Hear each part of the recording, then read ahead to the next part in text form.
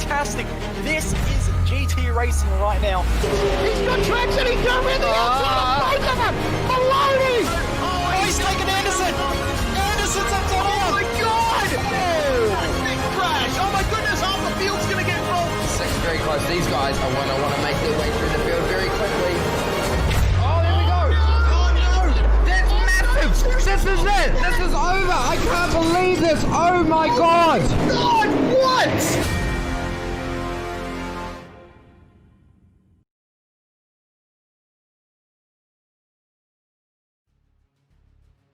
It's that time once again. Thanks to Geodesic Racing, the third season of their big championship. This time it is the Geodesic Omologato Championship.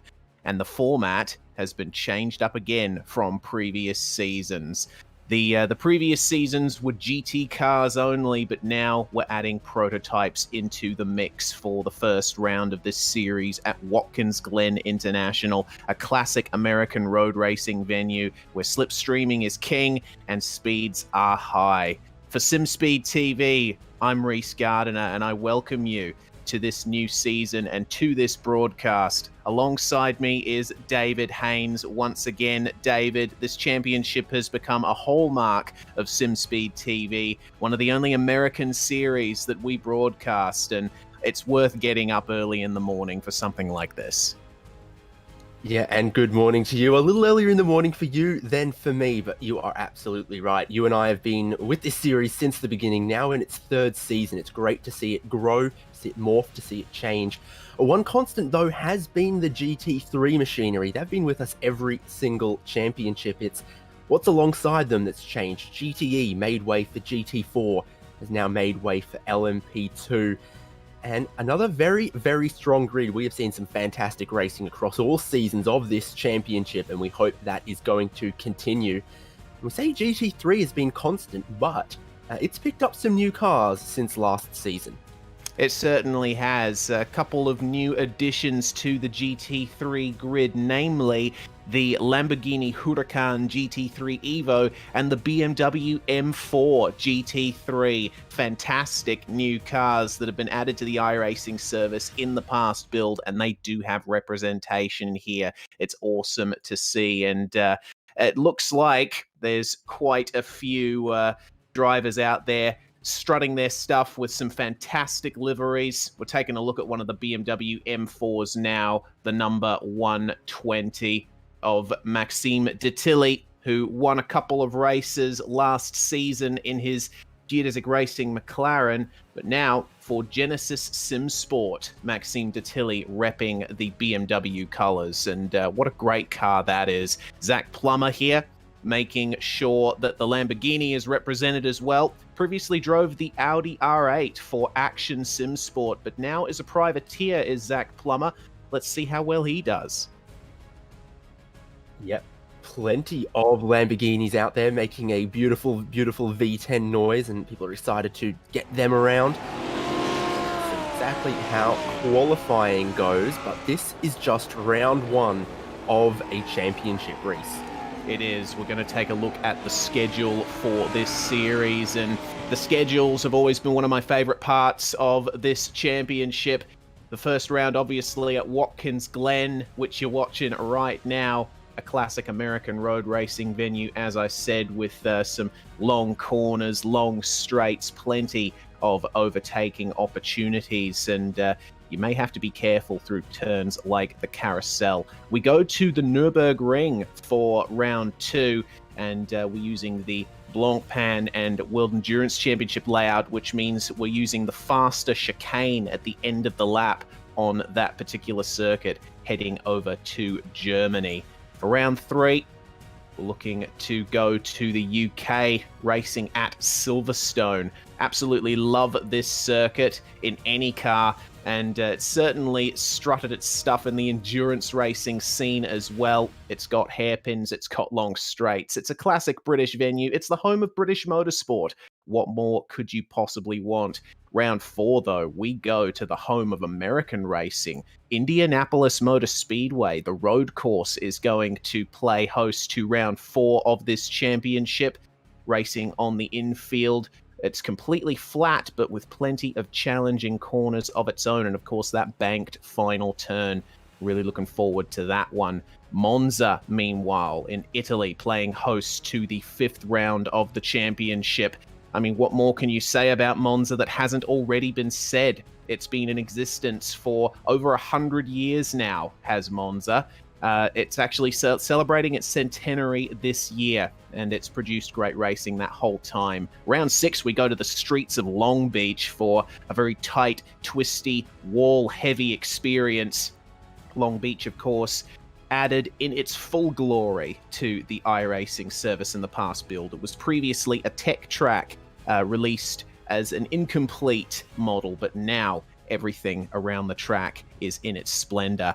At Motegi for the round 7 race at the road course for this Japanese circuit. At this stage, it's round 7, but it's provisional. It may change in future depending on what tracks are released for iRacing in the coming months.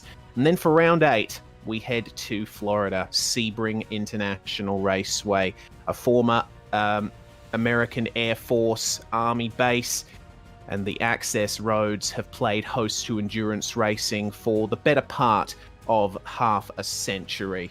That's the schedule, and now we go to the racing, because everyone's out in the warm-up at the moment, about to take a look at what it takes to go fast around Watkins Glen International. Marcus Deck was the one to put it on pole here, and of course, Marcus, one of the foremost competitors in any class that he races in this championship. He drove the GT4 last season, and he came so close to victory on a few occasions, but just had it marred by bad luck. However, he started off this season fantastically with a 1 minute 31.38 around Watkins Glen to start things off. Into turn 1, third gear, using all of the tarmac on the exit, then flat out through the S's. Slight banking to these turns. Just goes slightly off camber through the left-hander here, and it might spit you out into the wall on the right, but the Dallara P217, again, one of the newest cars on iRacing, manages to handle that very well with its oodles of downforce, and you see how well it works through the bus stop as well and through the carousel. It just goes over those bumps beautifully. It is a little bit nervous at the best of times, but it looks like Marcus has managed to sort the suspension of that thing out, and very smooth laps so far as he comes into the boot, David. The speed through the bus stop, through the inner loop there, was absolutely something to behold. In 4th gear, the car went every way that Marcus Deck wanted to point it and looked very, very stable doing it. So, very rapid lap, but that is a setup that he is obviously very, very well fine-tuned. A bit of playing with the dampers to make it work with the bumps, with the curbs around here, and then he uses all of the track in all the places that he should. So this is textbook stuff from Marcus Deck as he comes to complete the lap. You can see exactly why it was a really, really competitive time. Yeah, using all of the curb again through the penultimate corner, and then a little bit of understeer through the last turn. That almost went belly up for Marcus Deck, but he recovered it and managed to take pole by just under 0.2 of a second. Fantastic lap there in the prototype, and I do love watching those kinds of cars go around this circuit. Of course, that is not the only pole lap we're going to take a look at. We do have to thank our series partner, Omologato. If you use the promo code SPEED2020 on the Omologato online store, motorsport-inspired watches, you receive a free silicon band if you use our promo code. An interesting fact, David, not only does Omologato have a partnership with Watkins Glen in real life, they're the official timepiece partner of the circuit, but they also have a model of watch called the Watkins Glen. They've also got a bunch of motorsport-inspired watches like Le Mans, British Racing Green, and Quadrifoglio for Alfa Romeo. So if you want a go at grabbing one of those online, make sure that you head to the store and use that promo code. But here is Dakota Fripp's pole lap in GT3, driving for Vendaval Sim Racing, a sim racing team that's had a lot of history and a lot of success. Yeah, exactly. And of course, driving in the Lamborghini GT3 Evo in the Huracan, so it's great to see that that new car is looking competitive. We do have a good mix of all of the manufacturers, but it does appear that for whatever it is about Watkins, Glen, and about Dakota Fripp and about that driving style, it really works in this Lamborghini for a qualifying lap. Indeed, it does. Down the straight, he goes towards the inner loop, using so much of the curb there, and you can get a sense for how bumpy it is. The Audi R8 and the Lamborghini Huracan are effectively the same car underneath. They're based on the same platform, so they both carry with them a bit of a nervousness through bumpy corners, but Dakota Fripp has managed to make this car work very well going through into the boot, braking as late as you dare for this second gear uphill hairpin, and you can carry a bit more speed through there than you think, and the line seems to change lap to lap. It's really not a question of precision through there. It can be a question of luck sometimes too. Over the curb then, coming through the heel of the boot, and then up to this left-hander. This is going to be one of the more difficult corners on the circuit. It's hard to judge speed through there, and the track levels out halfway through, which can make the front end wash out. So look out for that in the race. Just lifting off, balancing the brakes through the penultimate corner, and then down into the final turn. Apexes it beautifully, and then out over the curb on the exit. A great lap there from Dakota Fripp. That was a 1 minute 45.6 that he set, and that is nearly 4/10 ahead of his closest rival, Caden Bin. Yeah, precisely. Correcting myself, it actually was the Audi R8 for Dakota Fripp, but we do have a lot of Lamborghinis out there, as we saw.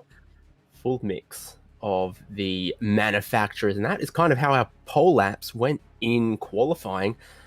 Don't really get bored of seeing laps around Watkins, Glen. There's just so many places the drivers have really got to commit through the bus stop. It's late braking and then fast changes of direction across the curbs. And one thing I did notice there from Dakota Fripp that caught my attention on that lap was the laces of the boot, turning in very early to keep the car stable, get the car to the inside of the corner and follow the curb all the way around. Not necessarily a late apex. That was, following the curb, following the inside line all the way around the corner.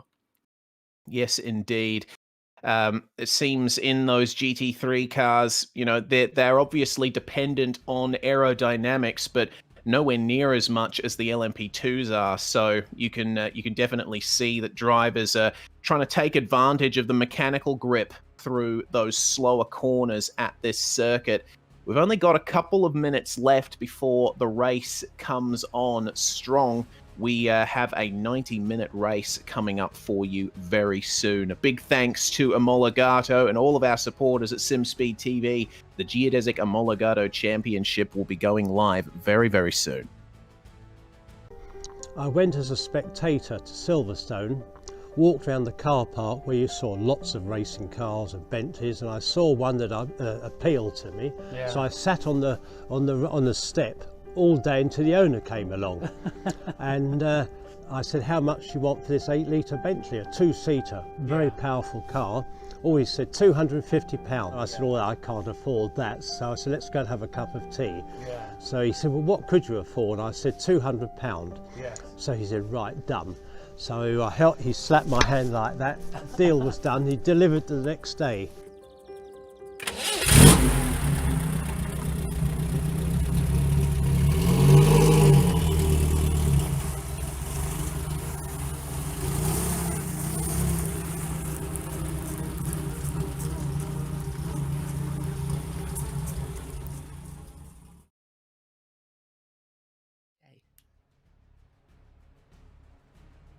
You're watching the Geodesic Omologato Championship 2021 starting with a bang. We're about to go into the race session. Can Marcus Deck make good on his pole position? What can Dakota Fripp do in GT3 alongside Caden Bin? Really looking forward to this one. A reminder, you can use the promo code SPEED2020 on the Omologato Watches website and receive a free silicon band with your order. big thanks to Omologato, and I really want to commend Geodesic Racing for putting together a great series and managing to get partners like Omologato on board. It's fantastic to see. Exactly, delighted to have them all season long. And very, very excited to get this season underway shortly. In the next 1 or 2 minutes, we're going to see them all forming up on the grid behind the pace car for a rolling start in a 90-minute race. Reese, the thing that comes to mind for me in a 90-minute race, that means definitely pit stops for everyone. That means strategy. But we know that the LMP2 car, that Dallara P217, it's a little bit thirsty. It's got a little bit of a smaller tank than GT cars. Could we be seeing a 2-stop race out of those machines? Yeah, that's the expectation. The P217 has a fuel tank capacity of about 97 litres, and it uses about 3.2 litres for every lap when it's at full chat. So we do expect the LMP2s to visit the pits twice in this race. Slightly different story for the GT3 cars. We should talk about balance of performance as well. The Audi and the Lamborghini have an extra 5 kilograms of weight. And GT3 cars, well, they go from as little as 110 litres fuel tank for the Ferrari and 130 for the McLaren, but all GT3 cars have a 70% fuel tank restriction, and that basically means that around 91 litres total for the McLaren, 77 litres total for the Ferrari. All the other cars are in between that at about 84 litres fuel tank capacity. That means that they are definitely going to have to pit once, but it's going to be borderline whether or not they pit twice. They might have to save a bit of fuel if they want to make it home on only one stop. Definitely going to feature early on people who try to commit to that strategy versus people trying to go flat out the gates of a new season. Indeed, and here is the qualifying grid. It is Marcus Deck on the first row with, looks like Connor Harrington alongside him, with Zachary Hubler in third, Tyson Meyer in fourth.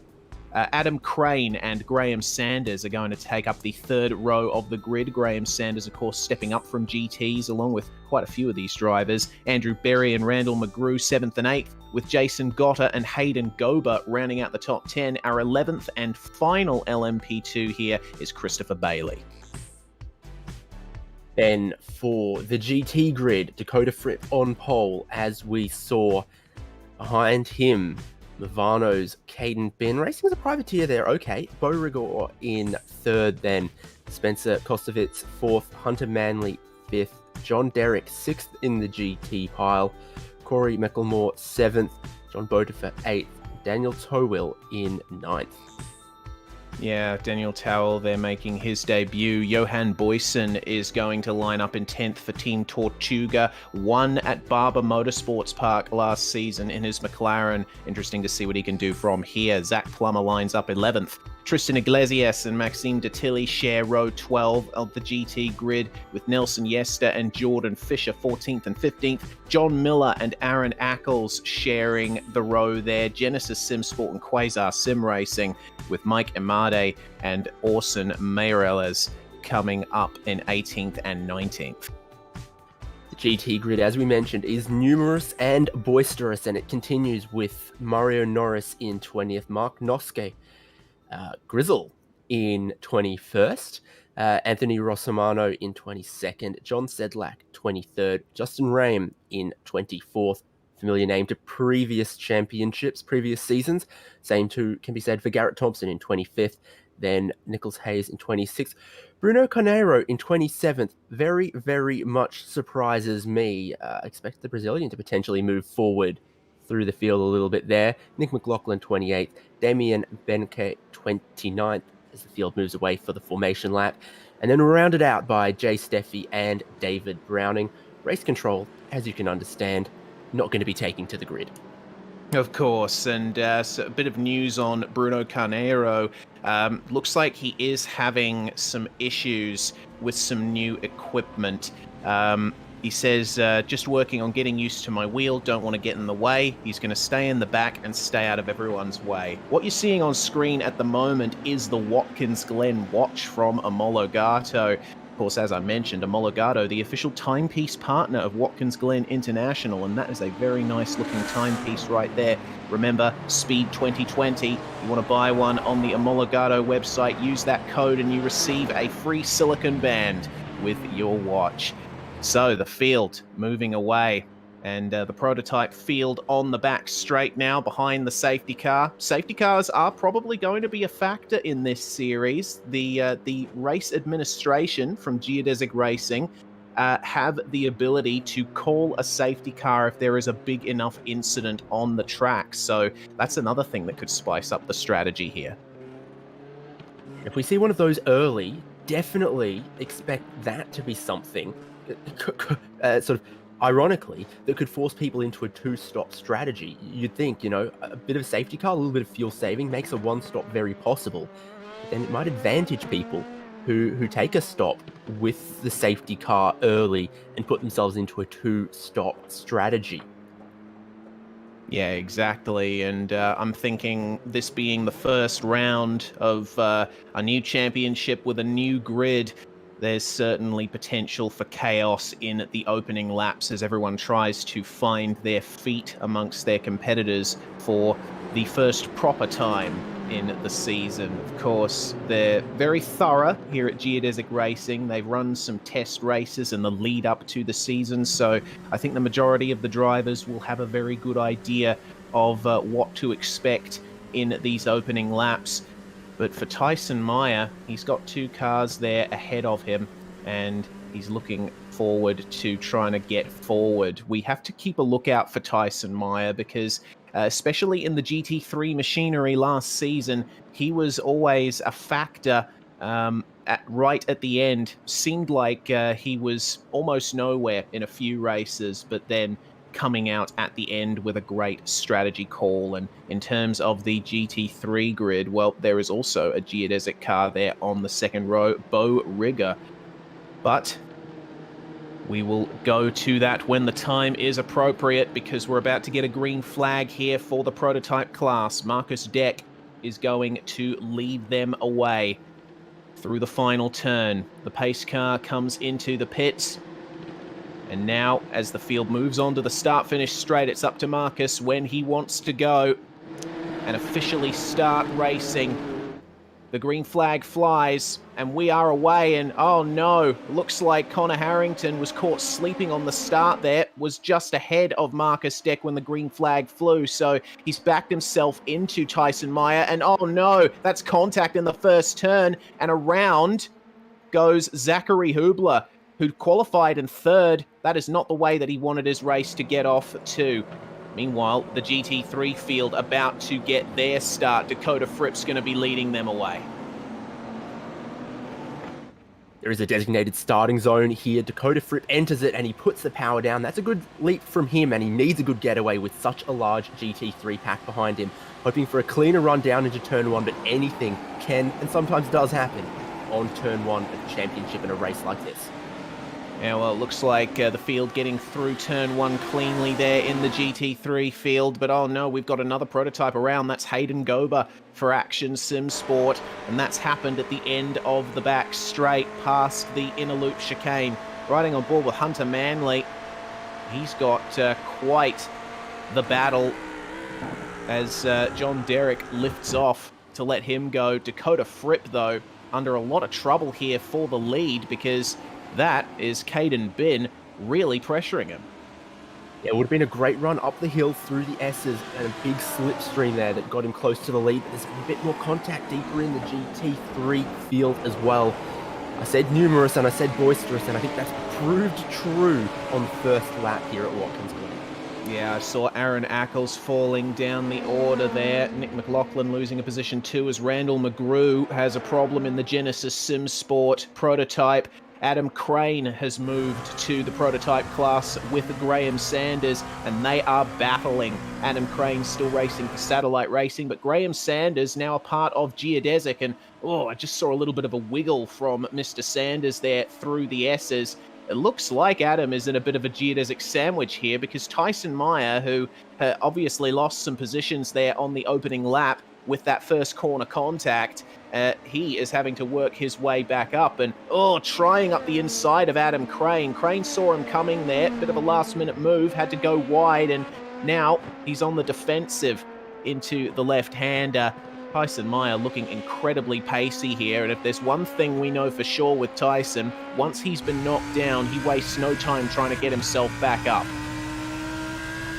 Now, just a bit of a cheeky look as the car in front bounced wide off the curbs at the exit of the bus stop. But this is decision time for Caden Bin. Is he happy to ride along behind and save fuel, or is he looking for a way past before the lead? He wants to put his nose somewhere, but around the outside here is a tough move to make. Yeah, certainly is. He has to lift off early there to let Dakota Fripp go. Wasn't quite alongside enough to make the move work. You see how those cars just pound over the curbs. There's a lot of force going through that suspension. They've got to be careful of that once the tyres start going off later in the stint. Dakota Fripp, it seems, facing off with a cool head, that attack there from Caden Bin, but Tyson Meyer is not done with Adam Crane here, coming up to the back straight where the draft really comes into play. Could this be a move coming into the inner loop? Look at the momentum that Mr. Meyer is carrying out of the S's, and is going to go alongside Adam Crane almost, coming out onto the back straight. There we go. Inside move. You can be very quick in these prototypes, but Meyer's just not close enough to get the move done. Does force him wide though, which could... take it easy, guys. There's always that look on the exit of the chicane and into the carousel. Always terrifies me. Has the potential to go wrong very, very quickly, but so far it's been clean between these two, and the drive off the corners, the straight line speed for Tyson Meyer, really, really something to behold. I wouldn't be surprised if he's running a little less downforce, and that gives him a great run up the hill, that maybe in clean air, he's not going to be so strong through the long sweeping corners of the boot and other places in the lap. Zach Plummer has found that outside wall on the final turn. So we go to our first Omologato replay of the day. And it's a difficult corner there. The track out point is the wall, and Zach Plummer might have picked up a bit of aero wash here behind another car. Too eager with the throttle, pushes out wide, and finds a little bit of a tyre barrier there. Not great this early on. No, certainly not, especially in the Lamborghini, whose aerodynamic devices are on display for all to see. It doesn't look like too much visual damage there, but we'll have to wait and see. Caden Bin is getting very aggressive now with Dakota Fripp, and almost put a move into the inner loop once again on this lap. You can tell that he's getting a little bit hot and bothered there behind the Audi, the sister car to the Lamborghini. Let's see if there's a move down here at this hairpin. Ends up getting a good run when they come towards the end of the straight, but not quite far up enough to go for the dive bomb up the inside. This battle is going to continue for quite some time, I think, and they've got to be careful not to get in each other's way too much, because they've got a whole line of cars behind them, and it goes all the way back here to position 13 with, looks like Jordan Fisher there chasing his teammate John D. Miller, both for Genesis Sim Sport. They've got their teammate Maxime Detilly another 2 positions ahead of them.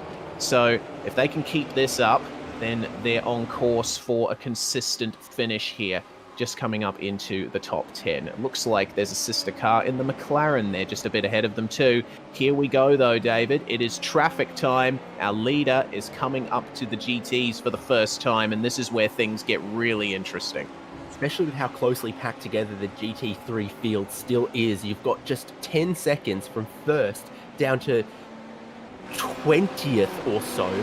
Marcus Deck has about 2.5 seconds in his back pocket at the moment, but that could all dissolve very, very quickly if he's not careful, or if he's just not lucky. And that is when it becomes tough to handle, when it's not your fault, it's just bad timing that you suddenly go from having a handy little lead to being very much on the back foot. So here's where he needs to be more careful, and that is aggressive through traffic at the bus stop there. Bit of a mistake from one of the Genesis BMWs. Yeah, that was Nick McLaughlin there, just running wide in the second part of the turn, because These guys are coming through very quickly. Graham Sanders has not been able to get by Connor Harrington in the midst of all that traffic, as you see Marcus Deck just darting side to side, has compromised one of the Genesis Lamborghinis there. Mario Norris now under an attack from Anthony Rossamano, but it seems business as usual here for Marcus Deck. He's got enough of a lead that he can afford to be a bit more aggressive here with the GT cars. Graham Sanders still trying to find his way past Connor Harrington there for second place. And my goodness, it's looking very awkward through here, packed like sardines. Yeah, the traffic hasn't moved Marcus Deck backwards, but it might have moved Connor Harrington backwards a little bit. Started to close up this battle, second, third, fourth, fifth, all over again. As you see Graham Sanders making his decisions, deciding to wait for the pit straight here to try and pass those cars rather than dive bombing them. But Tyson Meyer is going to take that opportunity to put some pressure on Graham Sanders. If Graham Sanders was looking backwards and not forwards there, he would have seen the Hungry Quirk moving around, trying to make an attack here. Yeah, Meyer taking advantage of Sanders backing off there. And oh no, this is awkward. They've got one of their sister cars in the GTs right in the middle of the S's. That was Mark Noski that they just went by. And it looks like this might be a switch of position. Graham Sanders lifts off and lets Tyson Meyer go. So that promotes Mr. Meyer back into the podium positions. Makes his way past Orson Mireles. And wow, a big move there for Adam Crane. Looks like just getting past Graham Sanders in the carousel, because Graham was a bit hesitant there getting past the GTs in that fast corner. And then, he lost the momentum. Adam Crane was able to keep it, and then Crane had the overspeed to make that cheeky move to the inside of the outer loop stick somehow. But these guys have to be so careful. There's so many GT3 cars around in a line, in a train. It only takes one car that doesn't see you coming, and your 90-minute race could be over in the first 10. Yeah, well, third, fourth, and fifth in prototype all together now, picking their way through the GT field. Tyson Meyer just coming up on John Derrick, who is in the Genesis McLaren. Looks like all three of them, nope, just two of the three are going to make their way by him before the next corner. Meanwhile, for that GT lead, still nothing's changed between Dakota Fripp and Caden Bin. That was quite the move there for Tyson Meyer. I think almost picking up a bit of front-end damage.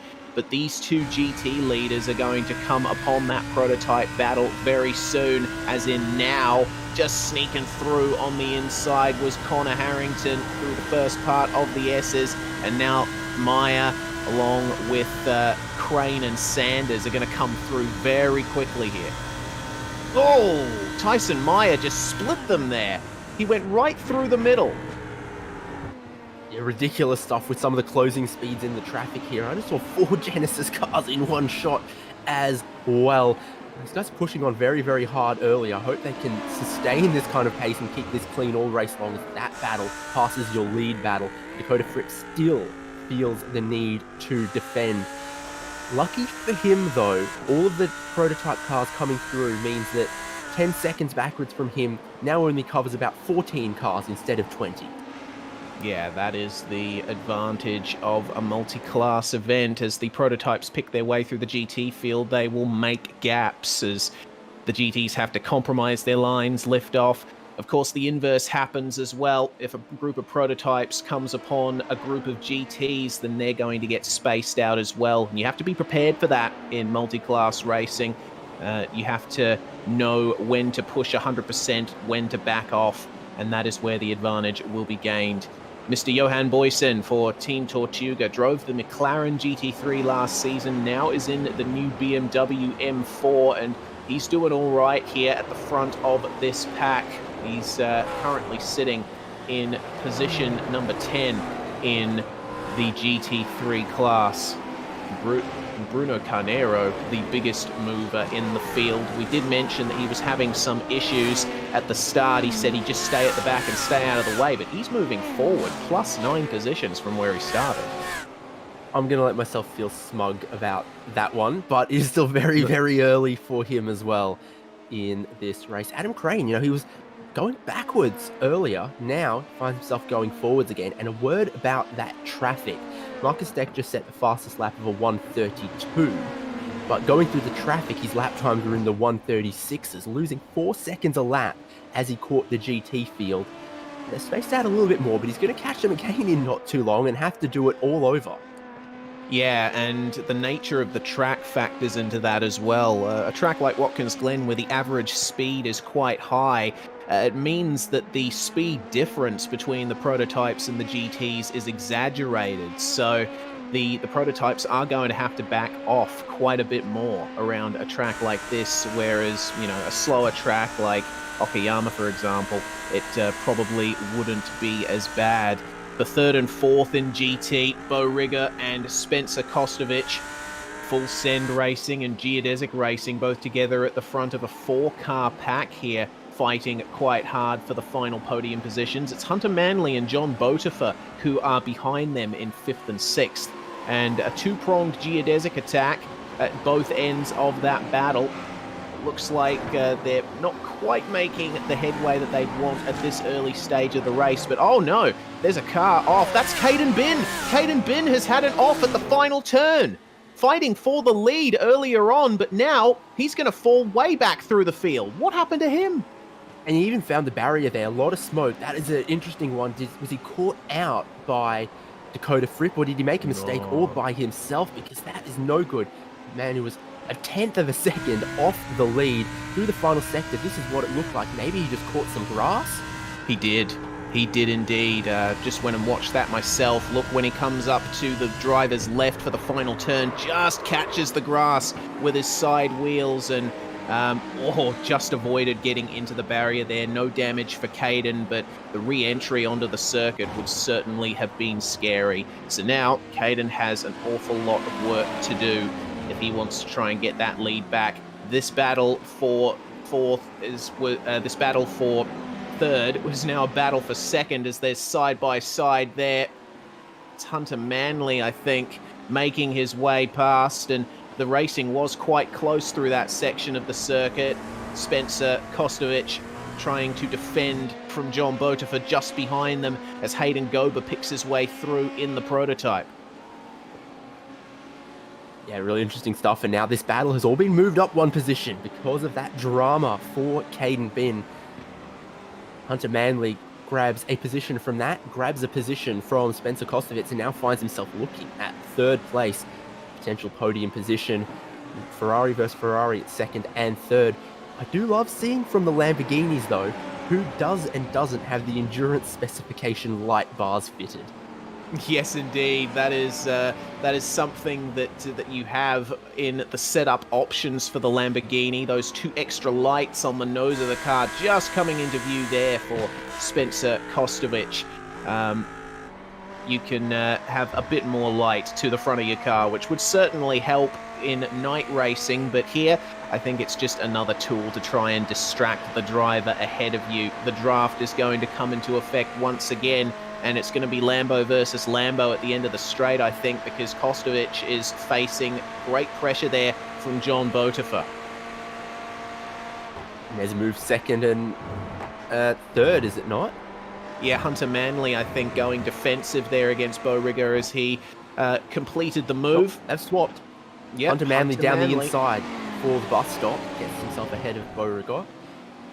Is this thinking about fuel early from some of these guys? Because it didn't really look like a whole lot of defensive 2nd place there. Yeah, I think, yeah, definitely that's the biggest part of it, is the fuel situation. They know that they're going to have to save a little bit to get to the end on just one stop.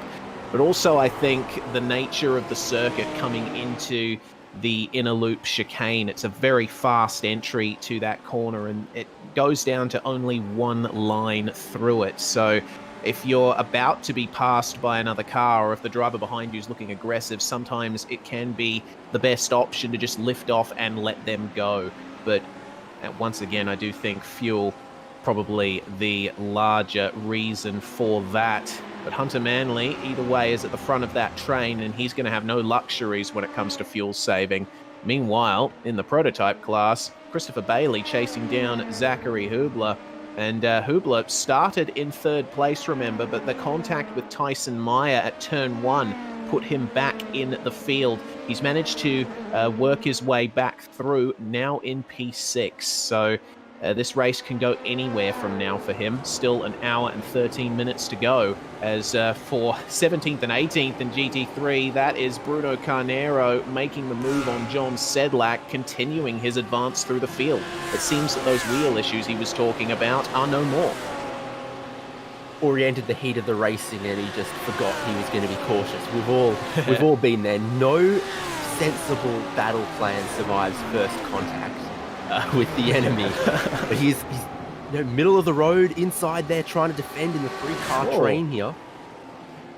And that was quite the move there from Mike Imade in the Genesis Lamborghini, taking advantage of that fight there between those two cars.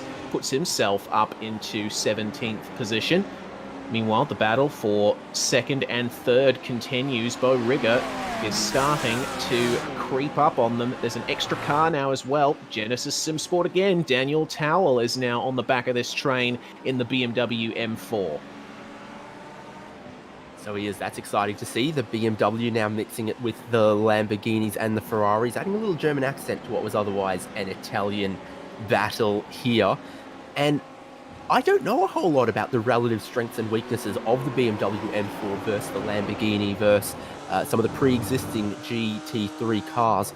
So it's great to have a different manufacturer in this fight now and sort of measure who looks good through the medium speed stuff, who looks good across the curbs, who looks brave on the brakes, because while the performance across a lap, very, very equal for all of these cars as we can see, they do still, on iRacing, as in the real world, have their own little peculiarities, their own little characteristics that makes this kind of racing interesting. Yes, indeed. And the drivers will have been very careful with their selection of their cars, as that's another move down there at the first turn. Bruno Carnero and Mike Imade trading positions. It looks like Imade is quite quick at this stage of the race. He advanced forward the lap before and now back past Carnero. But that could change very soon. The two Lamborghinis fighting hard, and Imade giving Carnero just enough room on the outside to try and get through. That's a prototype that's joining the party, and side by side coming into the inner loop, and that is a round there for Mike Imade. Contact there with Bruno Carnero. I think he's going to be very unhappy with that. Immediately back to the pits. You really need to see the helicopter to judge that one, because they were so level at the turn in. At that point, each driver needs to give the other one space. Yeah, indeed they do. So we'll probably have a look at that a bit later, but Tyson Meyer still battling hard as we go to the Omologato replay here from the helicopter. Bruno Carnero versus Mike Imade coming into this turn here. Well, looks like Imade was... He carried a bit more speed into the corner and looked like Carnero was having to back off there. He knew that the line was narrowing. Let's zoom in and dissect further. Almost completely level, nose to nose at the turn in, and I think Carnero gave room and Imade maybe didn't. Maybe committed to the corner like he wasn't going to be there, hoping that committing would get him clear, but it didn't. And I really, if the car on the outside was half a car length further back, you'd say give up on that one. But they were completely nose to nose as the drama and action continues. Yeah, Christopher Bailey there. That's on the entry to the final turn, and it's a very awkward position to be in. Fortunately, there is a gap, and he's able to get going again. Poor Christopher Bailey there. He qualified last in LMP2 and was advancing forward very nicely in the opening stages, but that's undone quite a bit of his hard work. Bo Rigger and Spencer Kostowicz, meanwhile, they've got a prototype ready to join the party as well, and that is Connor Harrington, who's making his way through this GT pack right now.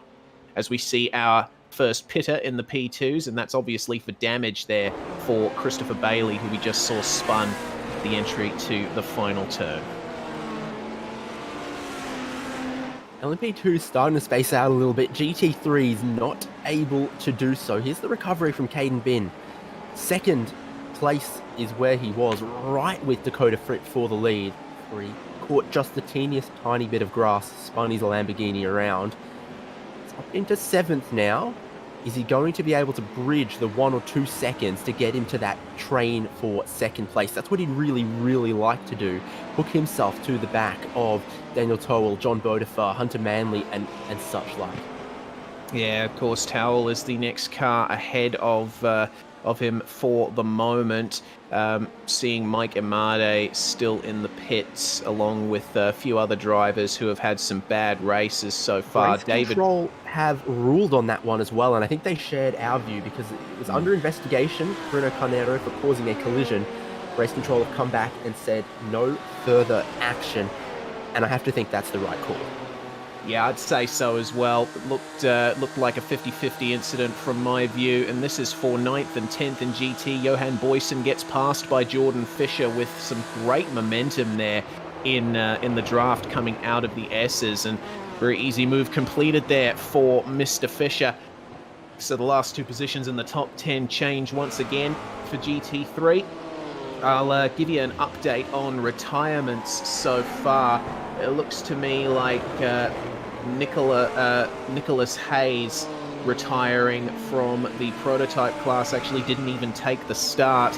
And meanwhile, David Browning, Aaron Ackles, and Mike Imade are your current GT3s in the pits. I think Browning and Ackles aren't going to be making their way back out, which is a real shame because they were some of the drivers we saw the most in previous seasons. So they're not getting their season 3 off to a very good start.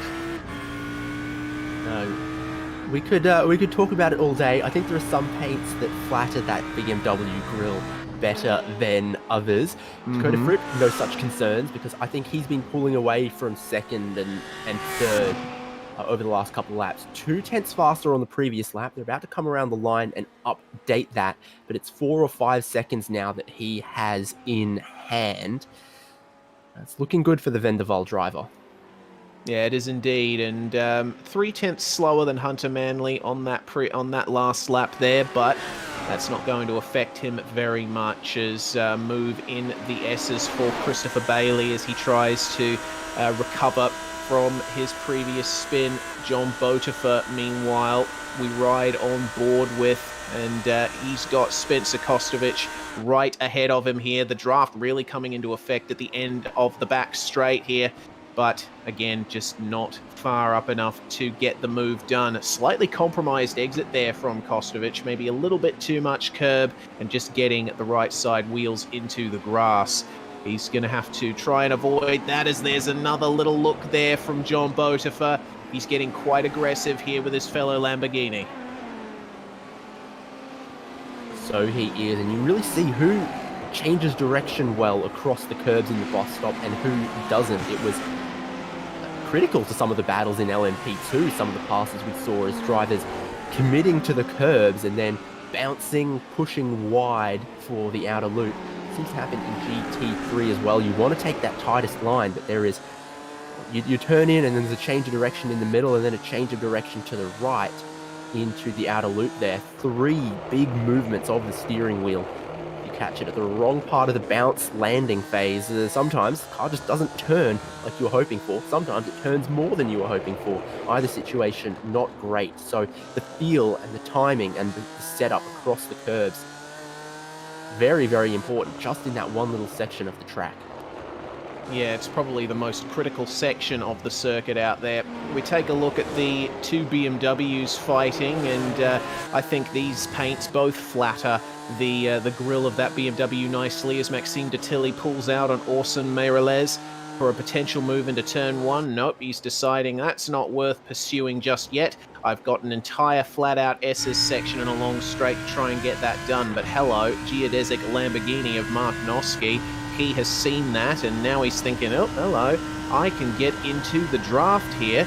The draft comes into play from about a second back as well. That was quite interesting as Hayden Gober making his way past this battling GT pack. Almost pulled out there, did Maxime de Tilly, but thought better of it. Once again, it's those split-second decisions that really make the difference in multi-class racing. Sometimes you just have to back off a bit and live to fight another day. Live to fight another day is a good strategy in a 90-minute race like this when we haven't seen scheduled pit stops from anyone yet either. You really don't know how that one could shake out, so too much risk at this point I don't think is the way to go, especially as they've all started to settle into their rhythm a little bit more. That Hunter Manley being able to break away from third, that is, you didn't expect the Ferrari to be able to break the 1.5 second toe from another Ferrari, but it's almost starting to happen there.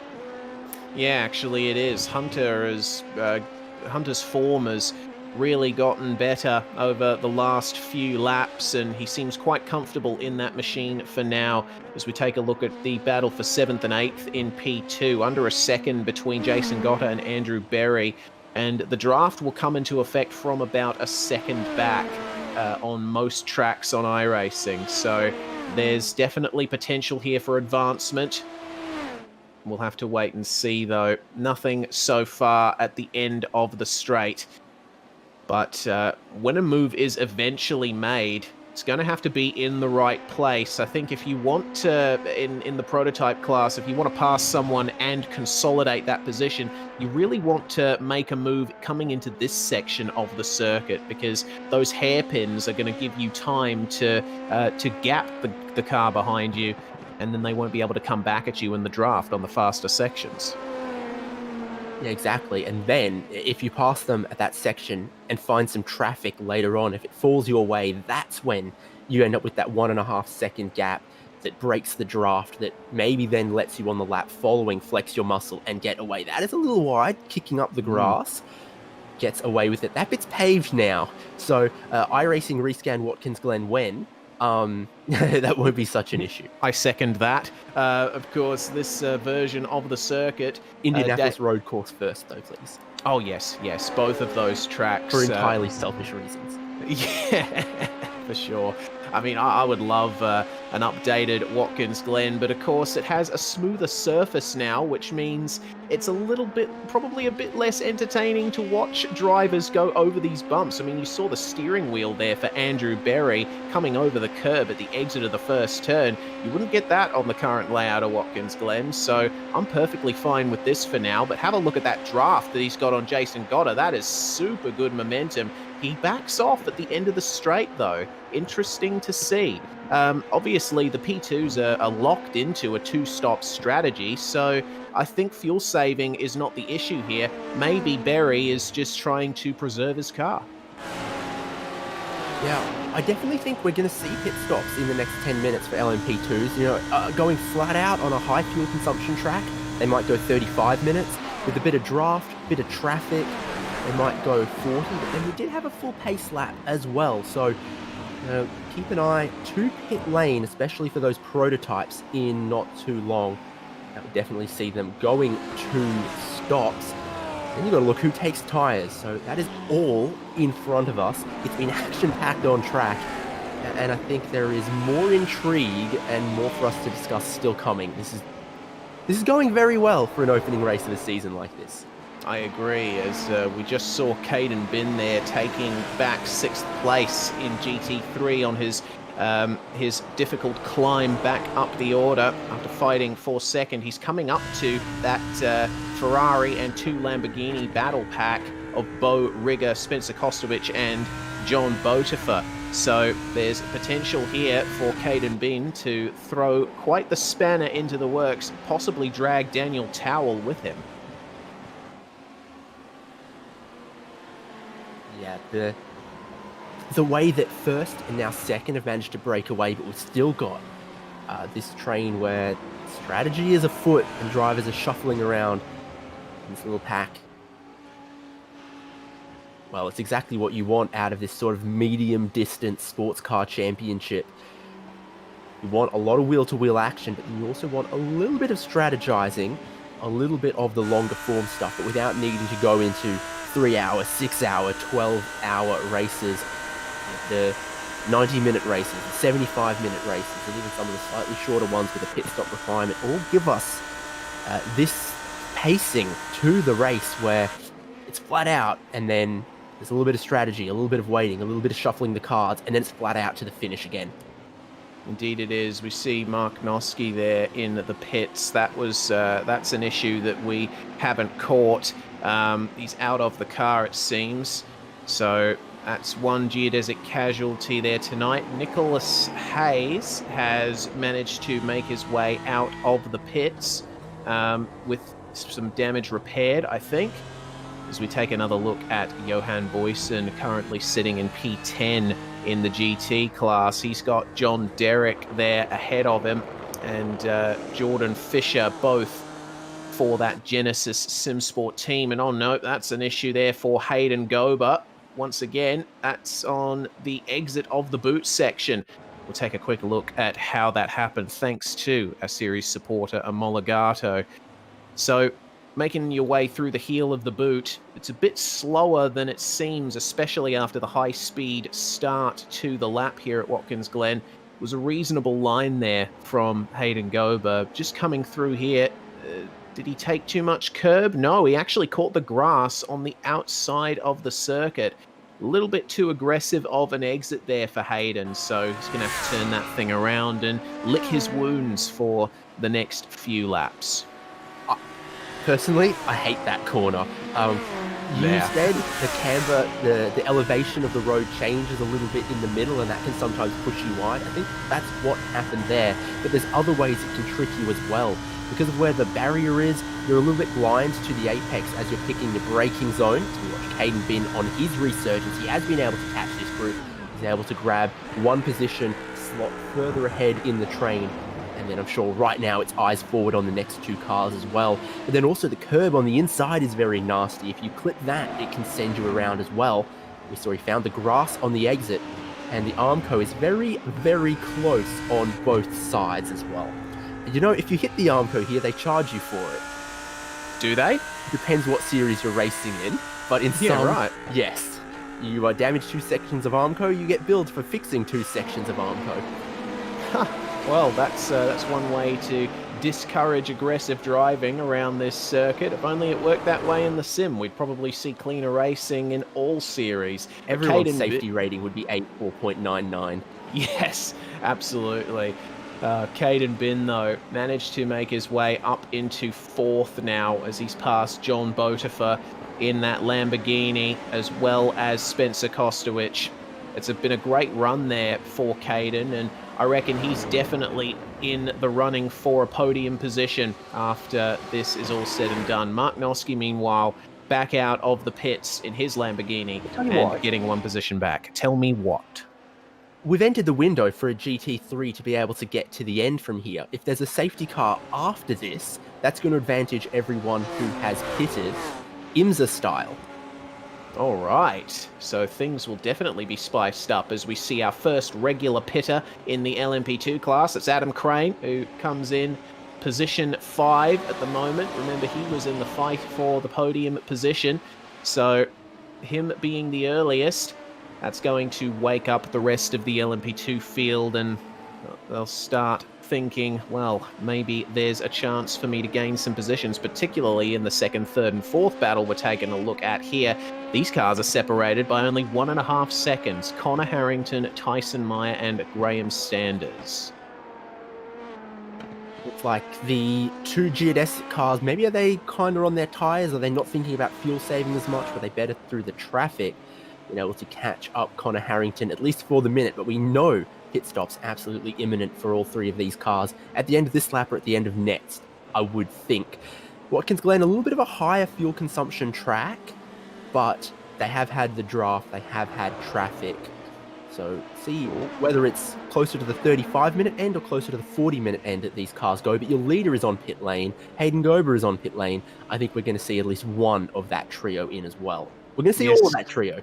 Yeah, Nicholas Hayes pulling his GT3 into the pits ahead of Harrington and Meyer. And have a look at how close they are on pit road. They're going to have to be careful here. They move into the garage area where the cars start ghosting through each other, but it's very close quarters between those cars. There we go. They are all in. Tyson Meyer at a bit of an odd angle there, pointing towards the wall. So now we can start comparing pit stops and pit stop times. Marcus Deck will undoubtedly be the first away here. fill up the car, possibly take some tyres. We'll wait and see if these drivers go up on the jacks or they decide to take these tyres for another stint. The tyres in the LMP2s are quite durable. As you can see, well, Marcus Deck has moved away there. Connor Harrington has managed to keep pace with him. And that's quite a good stop there from Connor Harrington. 8 seconds faster. That's great. He gone the short fill early? Has Adam Crane done likewise? Adam Crane's just rejoined in front of Graham Sanders. Okay.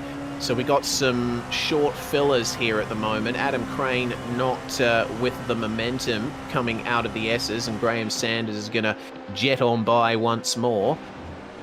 But I tell you what, this whole battle is incredibly close. Tyson Meyer just picking his way through some traffic just up ahead, which is going to bring him back into the clutches of his teammate and Adam Crane. That short stop for Connor Harrington has almost put him within touching distance of Marcus Deck again, who looked like he went full tank of fuel, 33 seconds, no tyre change there. I think the tyres can go the full 90 minutes on these LMP2s, by the way, to be honest with you. So I think he's gone a little short on the first stop, try to get in the draft of Marcus Deck, but he's fallen a little bit short of that. He can see Deck, but he's not within the draft, and as the traffic continues to stand in the way of his progress, he hasn't gotten any closer. Yes, well, at the very least, he'll be thinking about the long game here. Hopefully for him, he has set up a drive towards the end that will put him in contention for that lead battle. Of course, racing, especially of this type, is inherently chaotic, so you have to be prepared to come up against whatever happens. Through the S as he goes, and he clears those GTs by the time he gets to the critical point. And Marcus Deck is going to continue to jet ahead there in the number 30. Meanwhile, the battle between Sanders and Crane continues for 4th and 5th. And Crane starting to get a bit of momentum here, a bit more of a draft on Graham Sanders. Tyson Meyer just up ahead of them in the P2 class has managed to gap them, and he'll do it even more now thanks to this GT here. Adam Crane almost making his way past Graham Sanders as a result, but the car of Maxime Detilly there putting paid to any hopes that time around. Yeah, Crane really thought that he had the GT3 car as a pick, but then held its line and he wasn't able to do it. But traffic now, it was hurting Connor Harrington not long ago. It's hurting Marcus Deck. Look at that gap, down to 6/10 now. Connor Harrington can maybe smell an opportunity, but I have to think that his next pit stop is going to be longer than Marcus Deck. Yeah, I think so as well. Deck makes his way past John Botifer, and up the inside goes Connor Harrington on the entry and on the exit of those two Lamborghinis. Oh my goodness, this is looking interesting. Sanders and Crane coming together almost in the final couple of turns with GTs everywhere. I love this battle for 4th and 5th. This is what I love the most about racing prototypes. I've had some seat time in these things myself, and the best part is always picking your way through the traffic and trying to get one up on your rival by being a bit more efficient. You were the HPD's #1 fanboy, so how do you rate the Dallara alongside it? I like it, but does it rate the same? Oh, look, I haven't raced it enough to come away with a good conclusion, but I do love the P217. It's everything that I dreamed it would be and more, and I think it's a very worthy successor to the HPD ARX01C on the iRacing service. Certainly producing some excellent racing in this series. It's got legs on it too. Still a couple more years left of it in international competition, and then probably a couple more in national competition as well. You remember how long the older regulations of LMP2 soldiered on in things like Asian Le Mans, for example. So it's definitely not out of date for a little while. Check the label. There's still a while before the use by on this product. Yes, indeed. They continue to pick their way through the GT field, and Caden Bin is the next driver that Adam Crane will come up against. Just goes by him nicely on the entry to the penultimate turn, and it looks like that's almost the GT3 pack cleared as Hunter Manley comes in for a pit stop from second in GT3. It looks like that's one of the first regular stoppers there in that class. He's got a little bit of company as well. I wonder if these guys are seeing that they're well and truly within their pit stop window to fuel and get to the end. So why not get it out of the way? Every GT3 stop I've seen so far has looked like fuel only, and that makes a lot of sense. This is really a 1.5 stint long race for them. Yeah, so it seems Caden Bin almost up back into second place now versus Bo Rigger. Nearly getting the move done at the bus stop, but again, it's a very difficult corner to make those passes at, so I think doing the right thing by just backing off and waiting for another corner. I tell you what, Bin's recovery has been one to watch in this race. I thought that he wouldn't be able to get back up to a podium position, let alone back up into P2, but here he is. It has been flattered by, for example, Hunter Manley making a pit stop, but he managed to catch that whole pack before the pit stop. So now if he's got a quick pit stop or a clever pit stop in hand here, you could absolutely still see him jump them. He's got enough pace to catch them, enough pace to move his way forward in the pack. So playing his cards right, he could get clear of them and get second, but everything we've seen so far says that Dakota Fripp has this race for GT3 locked down at the minute. Speaking of Dakota Fripp, in he comes into the pit lane, and we'll get another opportunity to compare pit stop times here. Hunter Manley, when he came into the pits last time round, as Mr. Rigger takes the race lead out on track. Caden Bin coming down onto the pit lane as well.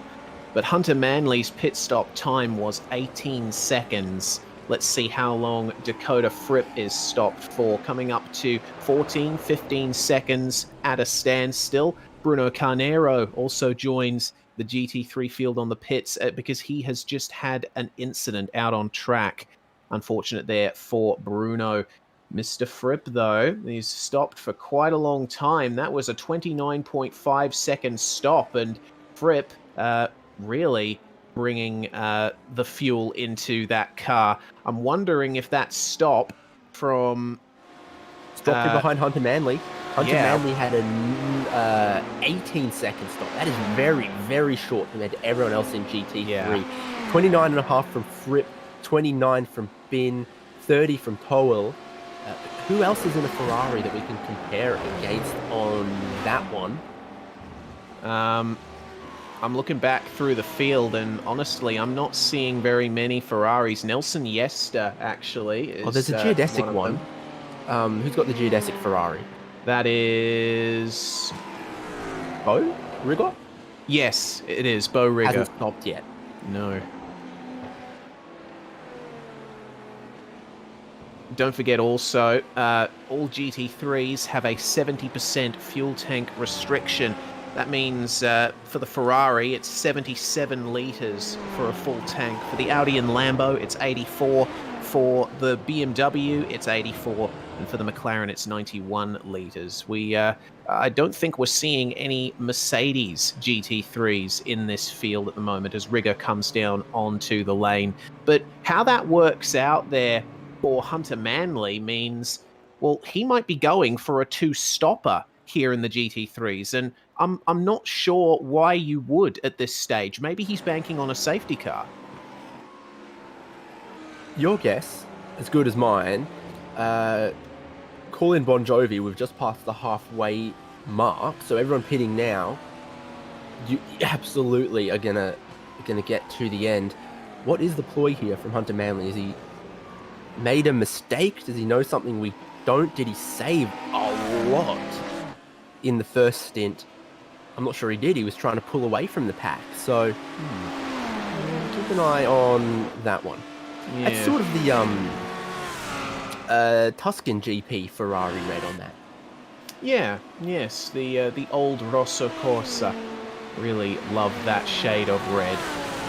And it's looking quite good there out in the lead of GT3 right now. But for Caden Bin, he's starting to come up on some pressure from behind. Spencer Kostowicz is continuing to put that pressure on as our P2 leader joins the party there. Marcus Deck makes his way past on the outside coming into the carousel, and that's the downforce of the LMP2 demonstrated there. Just look at how much more speed they can carry through those fast corners. I mean, I'm familiar with it, but it just blows my mind every single time how quickly those cars can go. Yeah, they're very well-rounded in their performance there as well, because through the high-speed stuff, a lot of grip, very strong, but then off the corners, the new V8 engine that the current generation of LMP2 cars got really lets them punch off the corners and get down the straights quickly as well, which the HPD was maybe missing 100 and maybe more horsepower compared to the current generation. Wasn't so strong there, wasn't so torquey. Yes, indeed. The LMP2's running a 4.2-litre Gibson V8 as into the pits went Johan Boysen, you just saw, and that promotes Hunter Manley back into the overall lead of GT3. But there's still questions over his strategy as the battle continues here between Spencer Kostowicz and Caden Bin.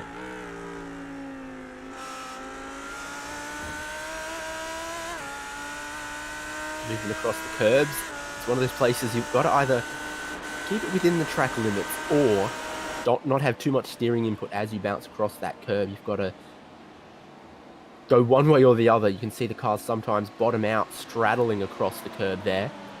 Something you want to avoid. The GT3 pack after the pit stop starts to reform. The band is back together. Bo Rigger pushes a little wide there through the bus stop. Caden Bin, Spencer Kostowicz, John Bodefer all very, very close. John Bodefer has actually done well through the pit stops as well, hasn't he? He has indeed. He's still right with these guys, battling for those top positions in GT3 as Adam Crane picks his way through them. There is the geodesic Ferrari of Bo Rigger with Caden Bin right there, and leading up the two Lambos of Spencer Kostowicz and John Bodefer. Loving that these guys just haven't been able to leave each other alone throughout this race so far. Very aggressive on the brakes there for Spencer Kostowicz. With 40 minutes to go in this race, and this battle undoubtedly likely to continue. Johan Boysen was the final GT3 pit stop so far. We still have a pit stop coming up for the LMP2s. We're going to go on a very quick break here on SimSpeed TV as the fighting continues out on track. You're watching the Geodesic Omologato Championship, round one from Watkins Glen. The lights flashing there for Bo Rigger. This battle is certainly not over.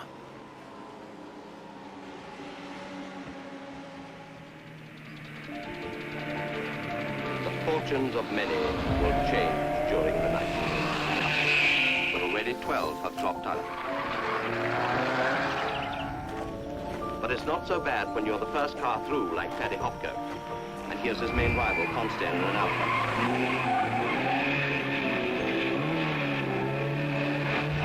Standard has been driven flat out from the word go, but it's still got plenty of steam.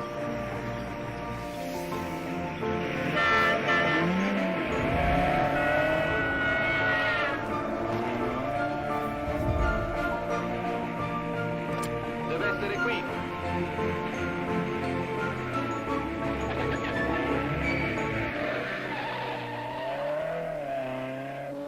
Siamo quasi arrivati?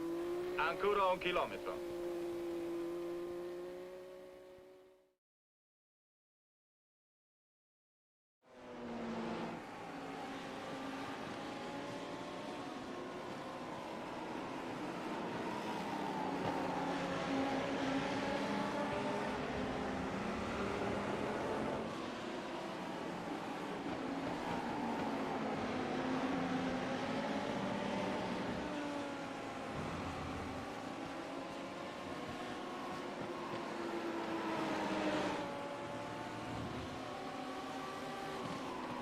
Well, we continue with the action here on SimSpeed TV, race 1 of Season 3 of the Geodesic Championship. This is the Omologato Geodesic Championship. Remember, use the code SPEED2020 when you order a product on their website and you get that free silicon band. Thank you, Omologato Motorsport Watchers, coming on board to support this championship. And I think they've done very well because we have great racing going on, some strategy, intrigue, some great drivers who've been battling wheel to wheel very, very solidly indeed. We stick with the GT3 battle where Hunter Manley, Dakota Fripp, big questions around their fuel economy. Does that mean this could become the battle for the lead? Bo Rigger in the Ferrari leads, resurgent Caden Bin in the Lamborghini, and Kostovic in the Lamborghini, as well as John Botifer on his tail. These four spring a surprise on the current leading two in GT3. That is the big question here. John Botifer continuing to follow in this train. And I'm actually surprised that Caden Bin has not been able to gap these guys, because we saw earlier on in the race just how good his pace was. But I think now, with the pit stop completed for him, he's just keeping himself reined in a bit, making sure that he has a car there for the end of the race, and he'll undoubtedly be aware of the race that Hunter Manley is having, taking that surprisingly shorter pit stop as P2 picking their way through in the form of Hayden Gober of this GT3 pack. John Botifer is looking quite quick in this pack at the moment and continuing to pile the pressure on Spencer Kostovic. These guys have not been able to leave each other alone from the moment the green flag dropped. They've been battling the whole way through, and I don't quite know what that was there in the braking zone, but it seemed like Botifer was saving a little bit of fuel there, as we would expect the GT3s to do. So I think Caden Bin's in a pretty good position here. He's being towed around, starting to drop the two behind a little bit. If he is just managing it a little bit, I think he's in the perfect place to manage it to the end from here. Yeah, I reckon. He's just keeping it nice and smooth there. Look at the minimal amounts of steering he's putting in through the carousel. It's very easy to be over-aggressive around a track like Watkins Glen, it being so high speed, but you do have to be very smooth, very precise with your steering inputs, looking after those tyres, making sure that they're still 100% ready to go for the end. Johan Boysen, who was fighting in the lower reaches of the top 10, still is, but he's gained a couple of positions out of that pit stop cycle. He's now in 8th place and looking to gain a bit more. Boysen absolutely is one to watch as well. He was the very last car down onto pit lane, following in the grandest Team Tortuga traditions, going a little bit long there, lap longer than everyone else in class. If there is any question marks, if there are drivers needing to save a little bit, needing to soft pedal a little bit, I think Johan Boysen is not one of them at this point, and that could put him in very, very good stead. He's 8th now in strategy play to move himself further up if Towell in front needs to save fuel, if Fisher behind needs to save fuel, if Hunter Manley and Dakota Fripp or anyone else need to stop again. Yeah, there's still a lot of question marks hanging over the GT3 field at the moment, including this guy here, Hunter Manley, taking a very short pit stop, 8 seconds faster than Dakota Fripp there in 2nd place in the Vendaval Audi. And Dakota Fripp was right on there, pole position by 0.3 of a second. And, oh, that's a bit of an issue there, just letting them go around the outside as Aaron Ackles, who we did think was a retirement early on, but Aaron has managed to get the damage repaired on his Lamborghini, and he's back out there to try and get a classified finish and some points. Tough times in this economy. A lot of people maybe thought they were coming out of retirement. No, not quite, but I mean, on one hand, it's good to see him, back out on track trying to log those laps. That is a close moment. Oh boy. For your leader as well. Marcus Yeah. Deck that's not what he needs at this point in the race. Yeah. The traffic, I think, thought he was going to cut to the inside. He thought he was going to go around the outside, and luckily the runoff there is paved. One of the few places that it is. You can have those quick reactions in the LMP2, maybe not so much in the GT3. Yes, maybe not so much. Meanwhile, for third and fourth in LMP2, Tyson Meyer and Graham Sanders, the two Geodesic Racing cars. Meyer qualified in fourth place, and a quick reminder, he did have an issue in turn one. There was contact with Zachary Hubler, which took Hubler out of the running there at the very front of the field. But Myers managed to recover from those issues, and Graham Sanders has managed to stay in that top four battle this whole time as they make their way past Orson Meireles in the BMW and out of the final corner. That's a big slide there from Tyson Meyer. He got very crossed up on the exit, and that's going to maybe allow Graham Sanders through. No, just pulls out of it, as we see Christopher Bailey has brought himself in for his second stop of the night, and this one won't be to repair damage. John Sedlak as well in this, the BMW in the pits as well.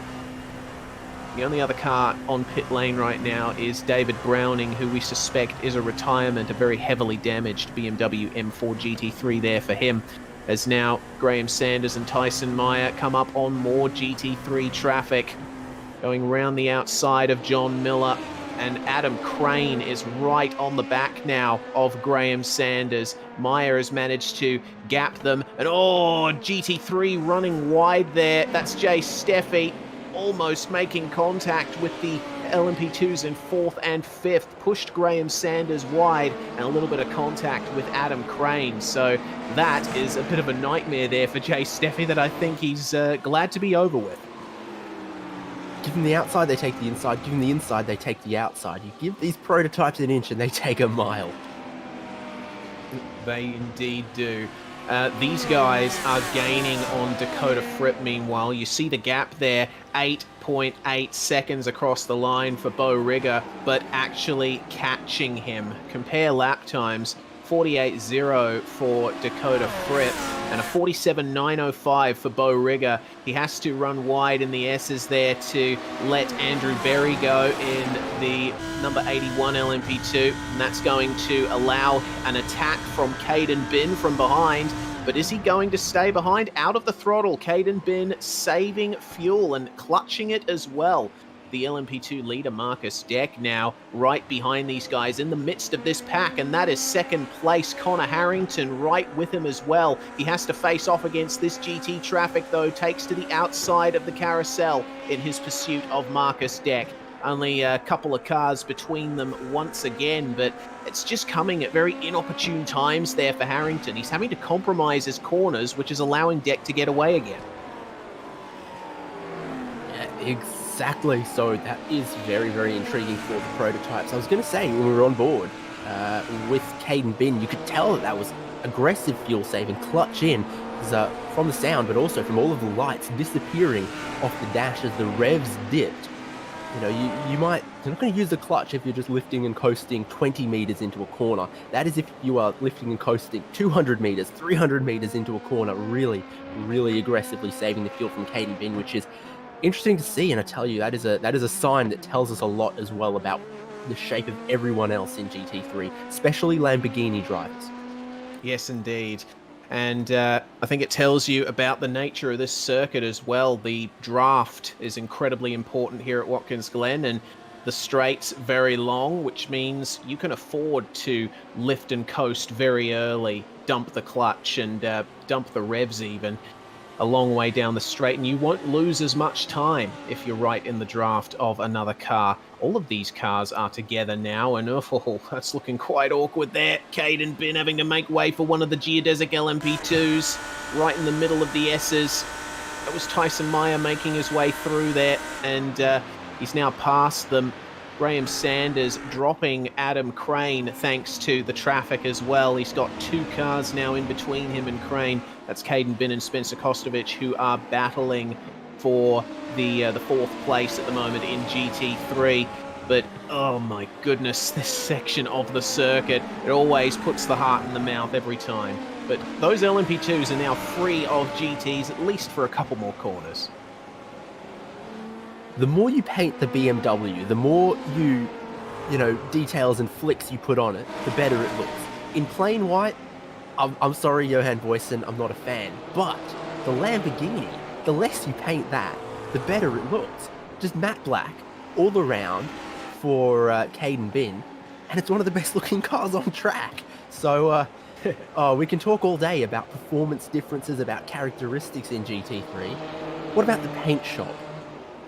Yeah, what about the paint shop indeed? I think the Genesis SimSport guys have gotten a really good scheme going for their BMWs. It actually works really nicely with that kidney grille up at the front. That was one of the most controversial aspects of the BMW M4 when it was first announced for the GT3 class. The way that it incorporates the classic BMW grille at the front is not the most aesthetically pleasing. If your to actual most kidneys people. looked like that, they'd send you straight to the ER. No, if your actual kidneys were that size, you're in a medical emergency. Yeah, exactly right. The Lamborghini, on the other hand, I think it also works well with liveries like the Geodesic Racing one. You know, the simple scheme, orange and black with the lines going over the bonnet and the like. It works quite well with the Lamborghini's angular style, I reckon. But I do think I'm in agreement with you generally. The less detail you put in a Lambo livery, the better it looks. But it's not a popularity contest in terms of liveries. We can talk all day about the ones we love and the cars that we think aren't quite the most aesthetically pleasing, but it's all about the racing in this series, and it's all about the sponsors and supporters of these teams getting the exposure they deserve. So I'm looking at the lap times for the cars in this pack compared to their best lap times. All of them are about a second off at the moment from how much we saw Caden Bin, we saw a lot of Caden Bin using the clutch, that he's saving like he is and still within a second of his best lap of the race. It's very, very interesting to see. This could be one of those races where someone looks in a great position and then we see them dive on the pit lane with 2 to go. Yeah, potentially. Zachary Hubler coming in for his second pit stop in the LMP2 class. And our GT3 leader right now, Hunter Manley, with wondering if he is going to be one of those cars that we see come down onto the lane with just 2 laps to go. Dakota Fripp is continuing to hold station there in second place and a little bit quicker than Hunter Manley on the last lap by 0.3. That's a change for position for third, meanwhile. It looks to me like of all the people to find themselves in the third, Spencer Kostovich, he has made his way right through there. That's 2 positions gained. How on earth did he do that? We'll find out thanks to our Omologato replay. So he was behind Caden Bin coming out of the S's, and of course ahead of John Botifer as well. Pulls out of the draft and probably aware of Bin's fuel saving and goes past both of them on the entry into the bus stop chicane. Both he and Bo Rigger passed there. What a move. That's what happens waiting at the bus stop. Nothing, nothing, nothing, and then 2 of them at once. But a great move, taking a very aggressive opportunism, the fact that it seems like Bo Rigger has also, lifting into all of the places and saving some fuel as and where he can. More LMP2 pit stops. That makes sense. This is about where they could go to, and from here they get to the end. So your top 3 of Deck, Tyson Meyer, Graham Sanders is still out, but Connor Harrington, who was in for a podium position there, is in the pit lane, and Bo Rigger, a bit aggressive there through the final corner, washed out a little bit, contact with the wall that I think he'll get away with, but Caden Bin has decided he can't wait, and he needs to stay with Kostovitz. Yes, indeed.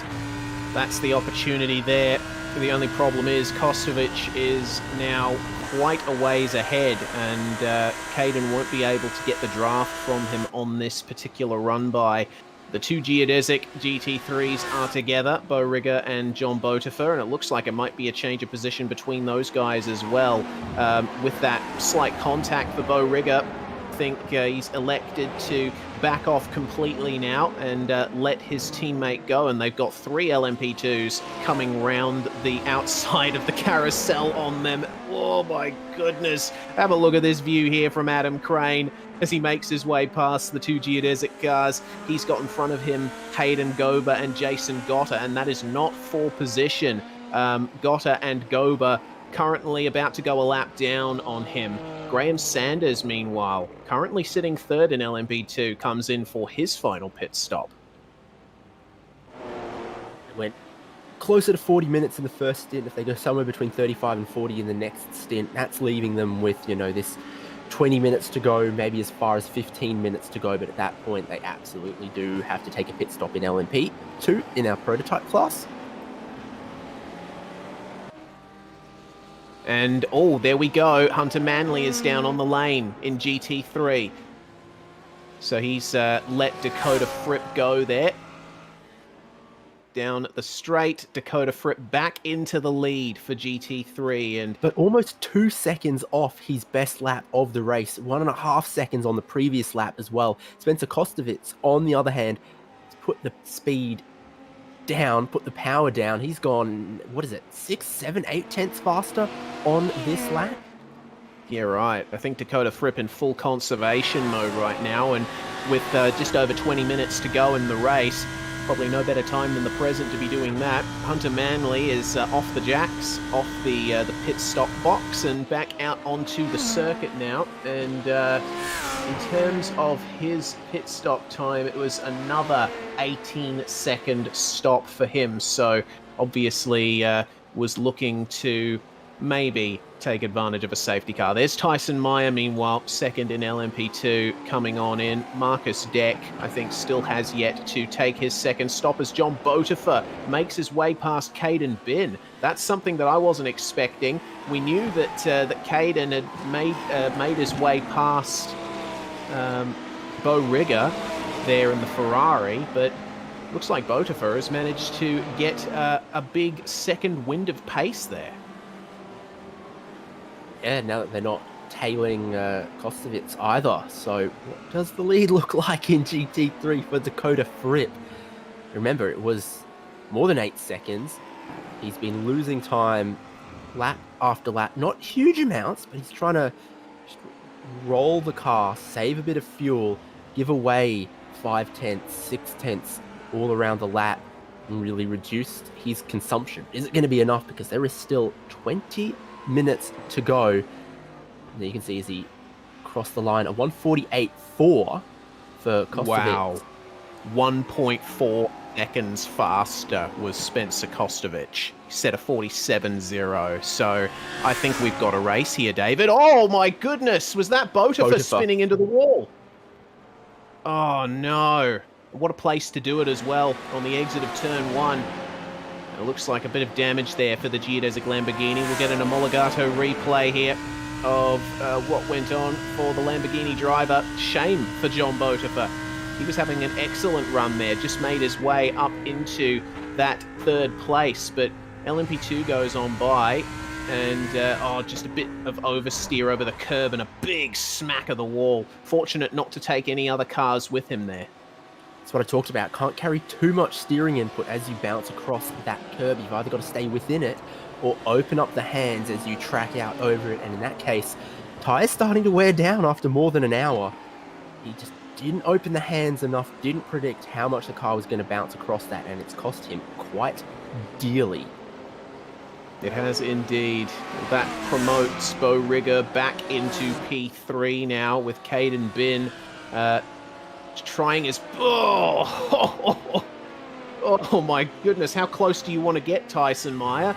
That, in that section of the circuit, is one of the most awkward spots to come up on traffic, and you do require some very quick reflexes there.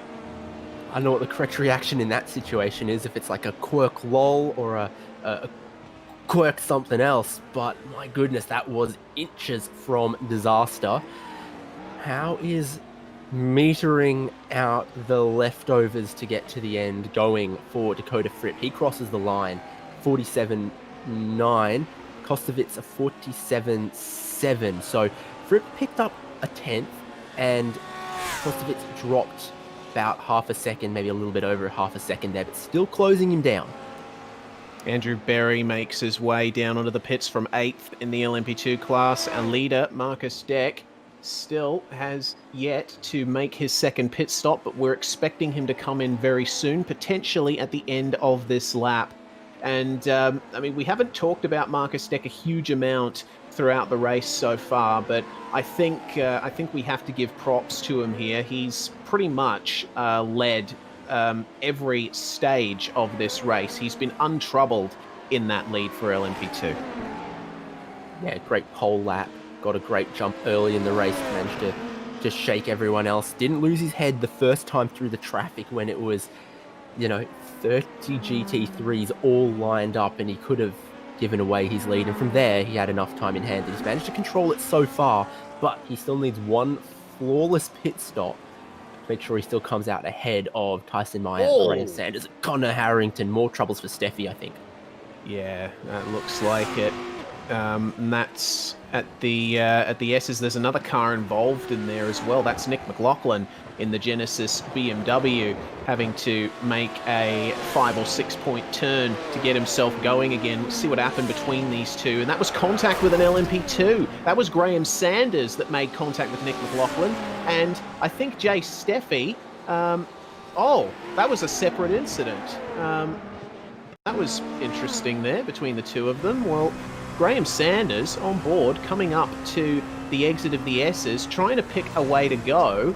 And, I mean, when you're transitioning between the two corners like that, it's very difficult to tell when the car in front of you is going to change direction. And Jay Steffi, I think, making contact with another car in his class, or perhaps spinning on his own. Not quite sure. He wasn't sure which way to go, I think. That was a reaction there to seeing the BMW spun, and that just kicked his car into a slide that was unrecoverable. Sanders was ready to go off the racing line, and the GT3 wasn't predictable, so I don't think Sanders is going to get a penalty on that one.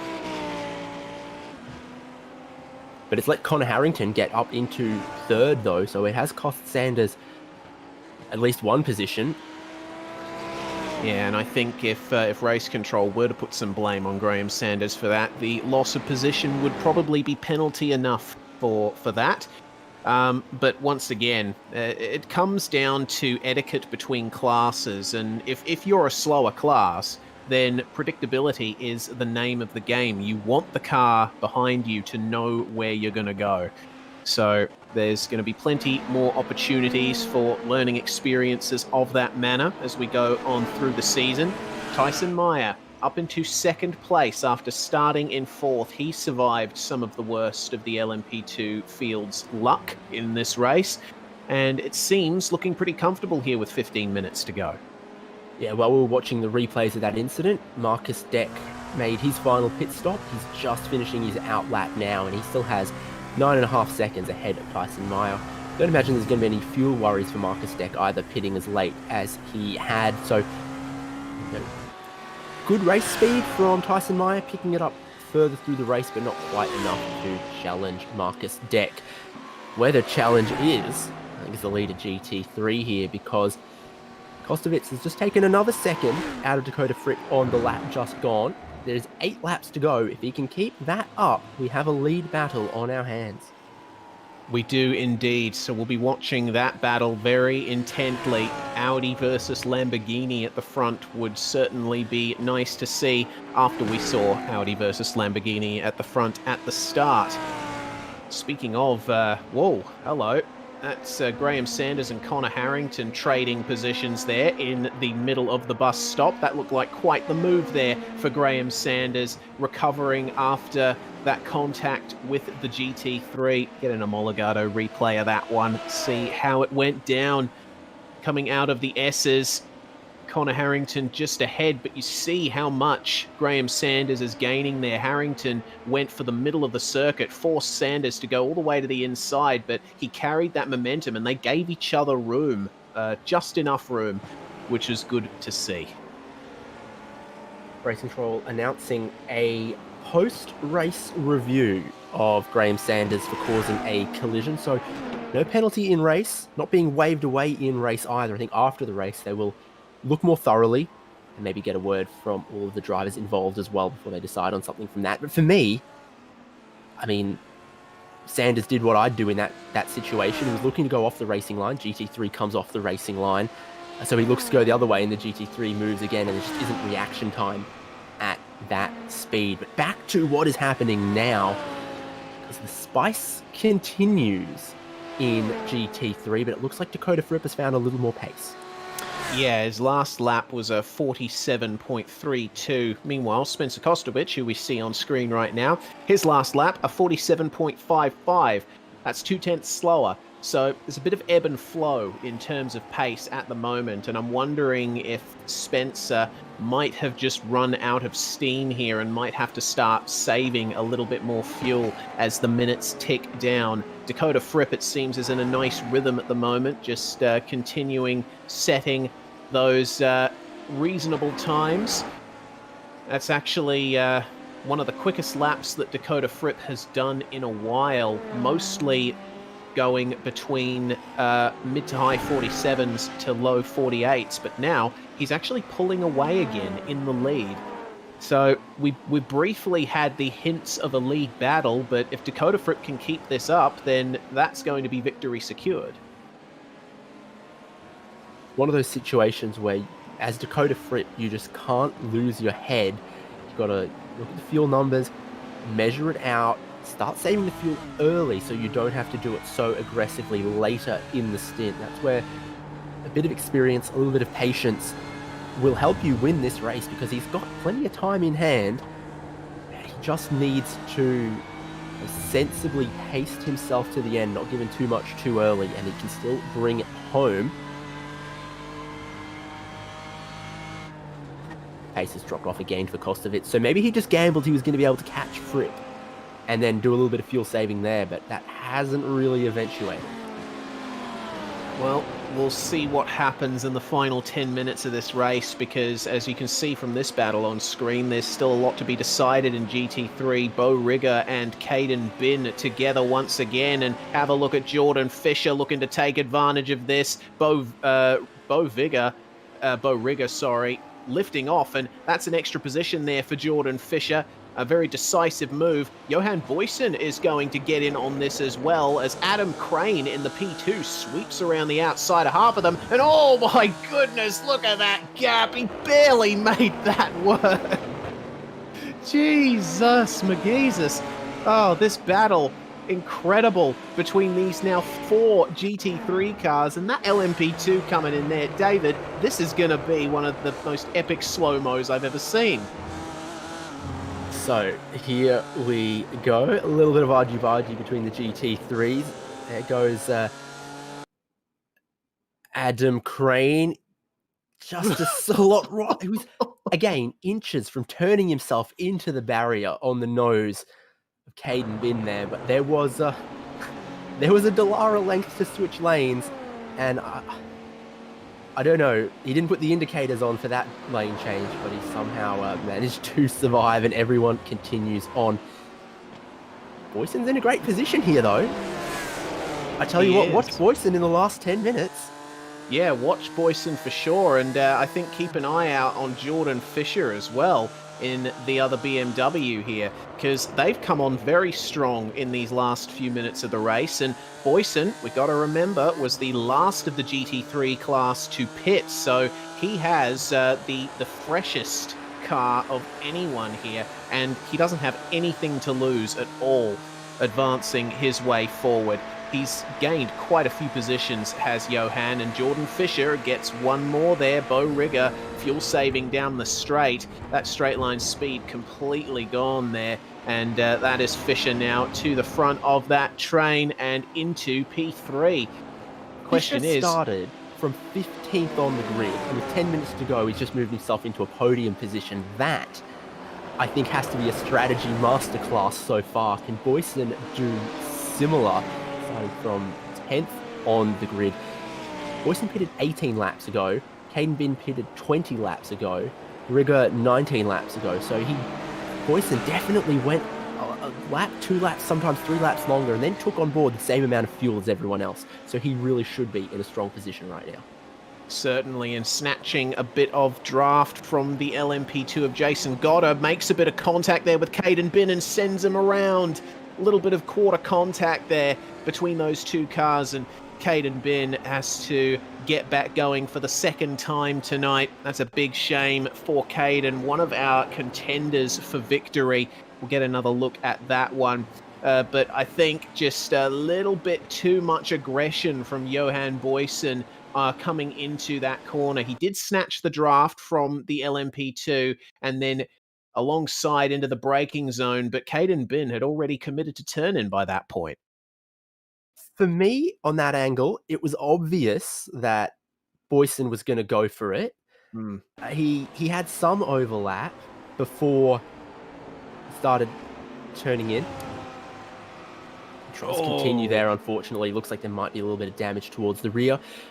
Tyson Meyer was in second, was 10 seconds off Marcus Deck. He's now dropped back into fourth. He's lost 12 seconds somewhere as Tyson Meyer. Okay, well, back on the Omologato replay to see what happened to him here. I can't see any visual damage. Maybe just a bit too much curb in the bus stop? Yes, indeed. And did he get into the wall? Yeah, the right rear just getting in there. So that's what's put Tyson Meyer back into fourth. And that's what happens when you take a bit too much curb in the LMP2. Yes, they can ride the bumps to an extent, but if you're a bit too aggressive, if you hit the wrong part of the racetrack, then away you go. So that's going to promote Connor Harrington back into the podium position. But Geodesic still have a car in the top three there in the form of Graham Sanders. Bo Rigger still fighting here for a Geodesic podium in GT3, has to compromise his entry there to let the LMP2 go, but he still has a chance to get one back here on Jordan Fisher, but it's going to be a very tough job with the amount of fuel he's having to save.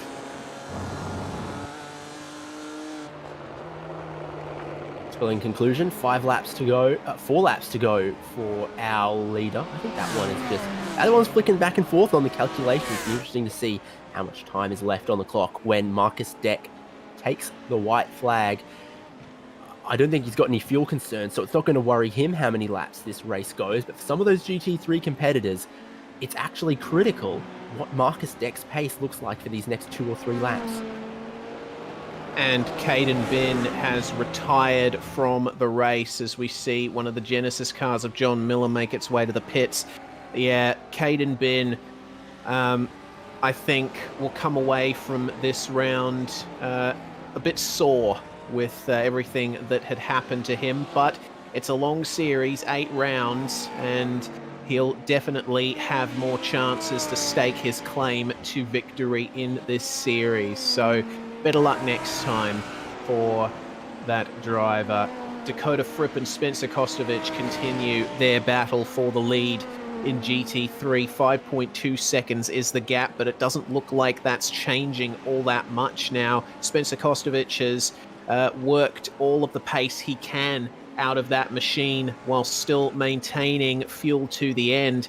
So unless a big mistake is made by Dakota Fripp, I think that is the win secured.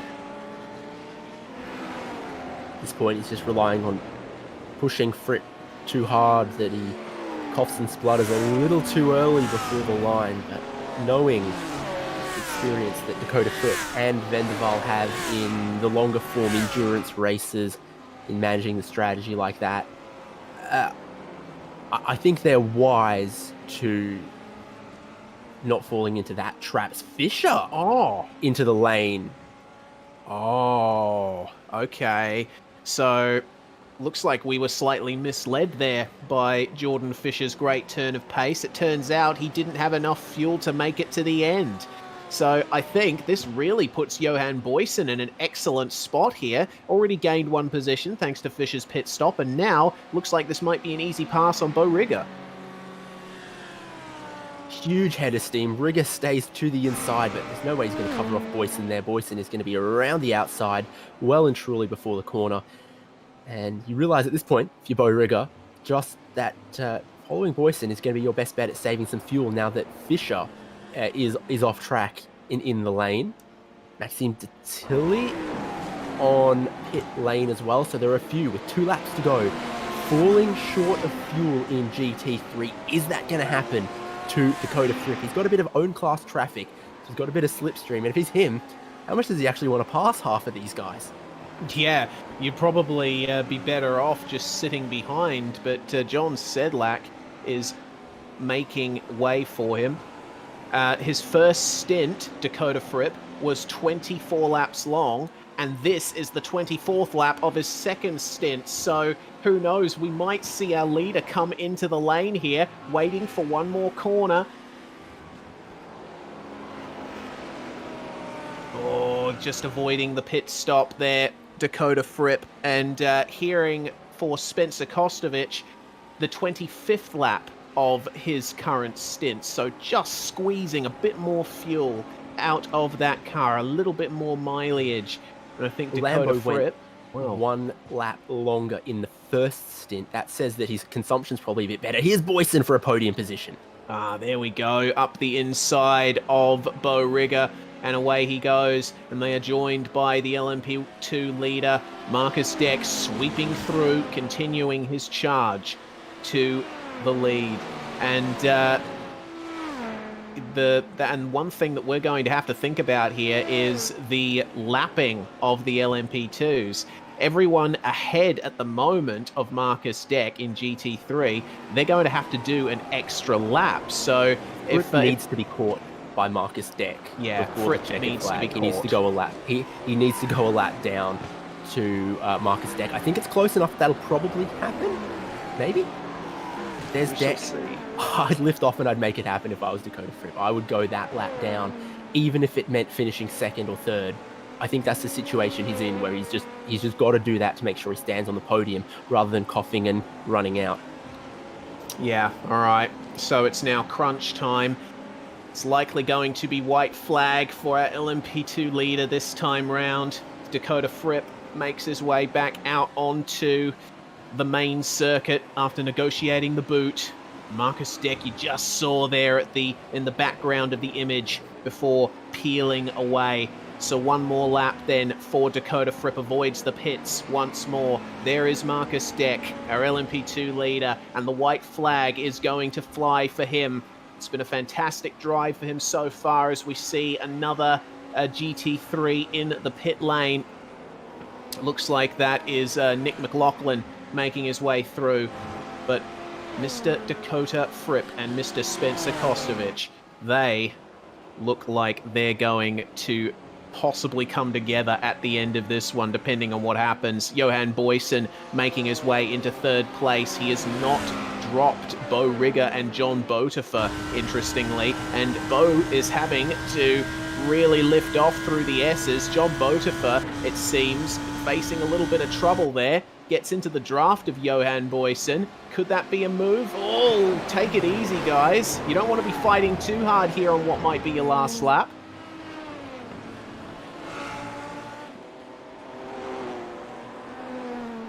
Time expires. This is the final lap for Marcus Deck to bring it home. Where is he in relation to Dakota Fripp? I think he has lapped him, yes. He has. So there we go. Dakota Fripp has been given the lifeline that he needs, and he can just back off now.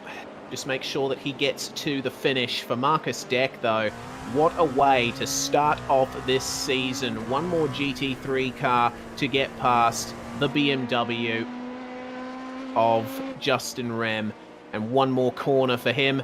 That is Marcus Deck away and free. The first winner of the Geodesic Omologato Championship for 2021. Brilliant drive from him in the LMP2 class, and Dakota Fripp coming home with the win in GT3. A fantastic drive, just managed the fuel the whole way through. But for second place, have a look at this, Johan Boysen. Oh, take it easy, guys, for third place. Over to driver's right for Johan Boysen, just protecting it there from the two Geodesic cars of Bo Rigger and John Botifer. Graham Sanders coming home in second in LMP2. Connor Harrington completing the podium. Tyson Meyer making his feelings known with a potential second place there wiped out. Daniel Towell finishing very well in GT3 as well. There's still battles going on though, David. Maxime Detilly and Corey McLelmore. So it is two guys who've made 2 pit stops in the GT3 class. Tilly, there's not many overtaking opportunities from here until the checkered flag, unless the driver in front has a problem or makes a mistake. But we'll watch it, because they are close. Bonjour, Maxime. Hope you're doing well. See if you can hold on to 13th.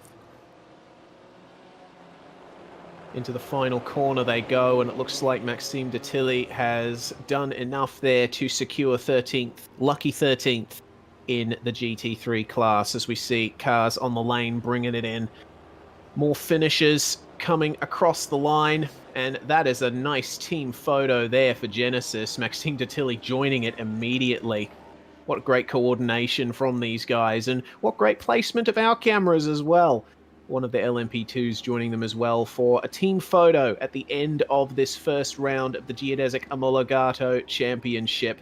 And, don't ruin the party. Careful. Strike.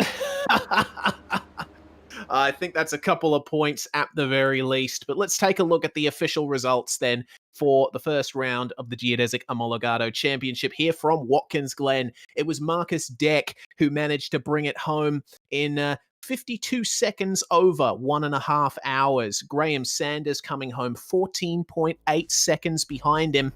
And Connor Harrington, another 3.2 behind there to complete the podium. Tyson Meyer was running in second place, as high as second, challenging for the lead potentially, but a crash of his own doing undid all of that. Adam Crane, nice and consistent throughout the race for Satellite Racing, and he keeps the top 5 that he occupied for most of the race. Zachary Hubler, well, he started in third, but that contact with Tyson Meyer at turn 1, lap 1, put him back. He had to work his way back up to 6th. Randall McGrew in 7th. Andrew Berry, Christopher Bailey, and Hayden Gober rounding out the top 10 there. The first cars a lap down, and Jason Gotter also finishing 2 laps down there for Genesis SimSport. That's the prototype field. Let's take a look at the GTs. Your winner coasting that thing home on fumes. But a win is a win. Dakota Fripp for Vendaval Sim Racing in the Audi R8 takes the first race of the season.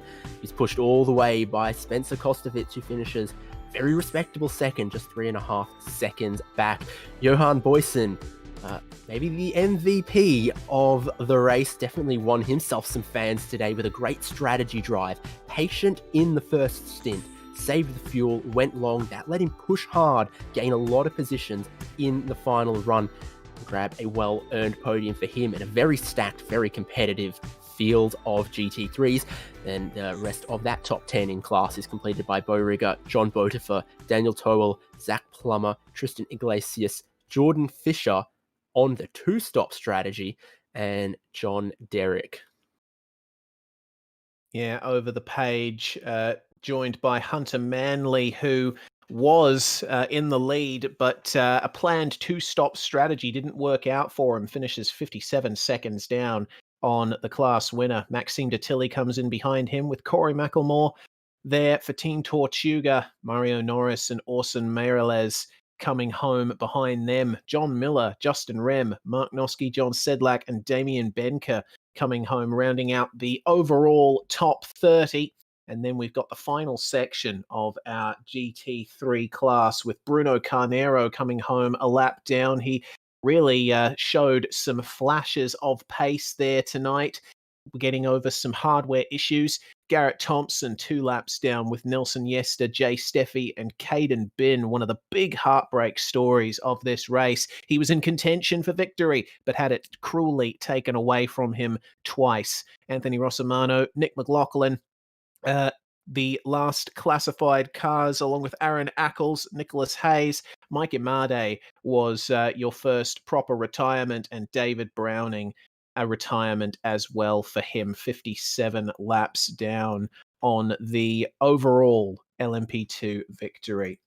Well, that brings home the race, and I reckon we're going to see a bit more from the drivers in just a couple of minutes. One quick break, and then we'll bring post-race driver interviews coming up very shortly.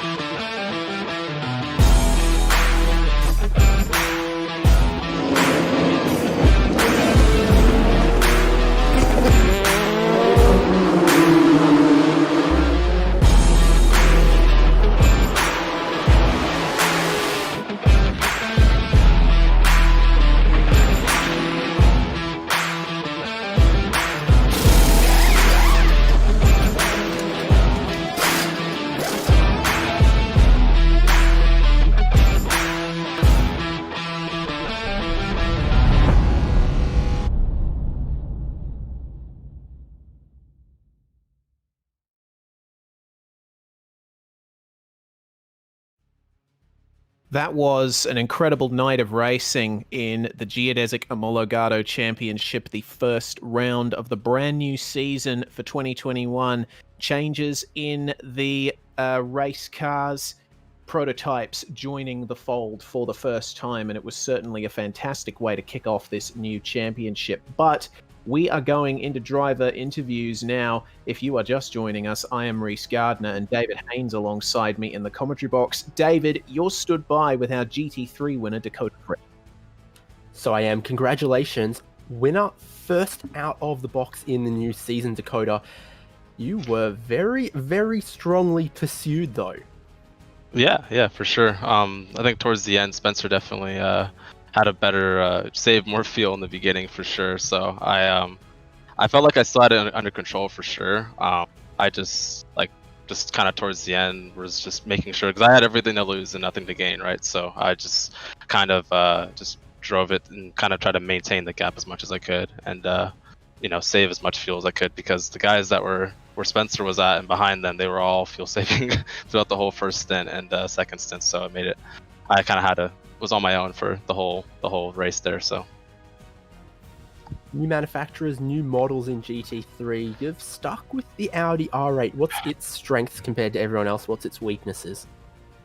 I'd say the Audi has, as it's always been, it's been pretty quick, just like it's pretty nimble, and it has good tire wear and decent fuel usage. Compared to the other cars, I was close to picking the Ferrari, honestly. But I tried it out at like just one other track besides Watkins, and I was a little bit quicker than the Audi, and that kind of made my decision a little bit easier. But yeah, like there are a few other cars. Like actually, it was the quickest in the BMW around this track. But I definitely think overall the Audi probably is going to be the choice if it doesn't get too much weight on it.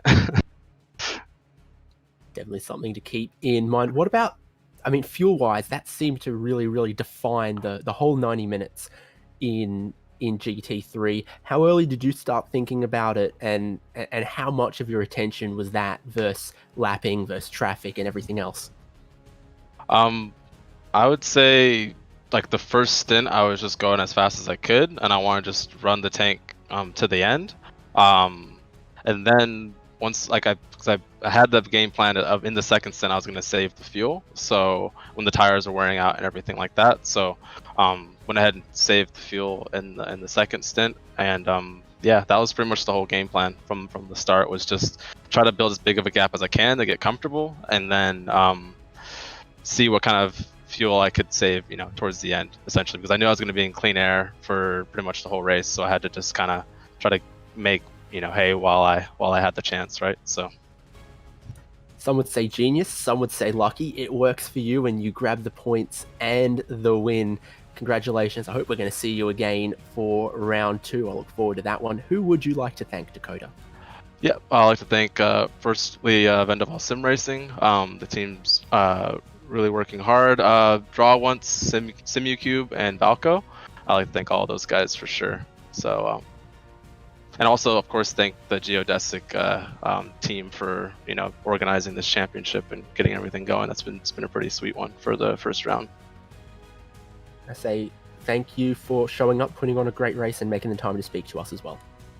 All right. That's Dakota Fripp there, the winner of the GT3 class, and we move forward to LMP2, third place. A great drive for Connor Harrington, who joins us now. Welcome, Connor. Quite the great way for you to start off the brand new season. Qualified on the front row as well, so certainly a lot to take away from this one. Yeah, we actually had a little bit of drama in qualifying. We actually spun out and hit the tire barrier in turn 10, and somehow through the miracle of computing, we didn't sustain any damage. We were actually able to complete qualifying and put it on P2. But yeah, the race was really good. We tried some things with strategy, and we just caught traffic at the wrong time twice on our in laps and our out laps, and I think that cost us probably about 5 or 6 seconds tonight. But we had a really good car, and yeah, we were really happy with it. Yeah, it seemed like traffic was quite the factor here at Watkins Glen in particular. It's one of those tracks that really exaggerates the effect of traffic thanks to its very fast turns, and the LMP2, well, being an LMP2, takes those corners quite quickly.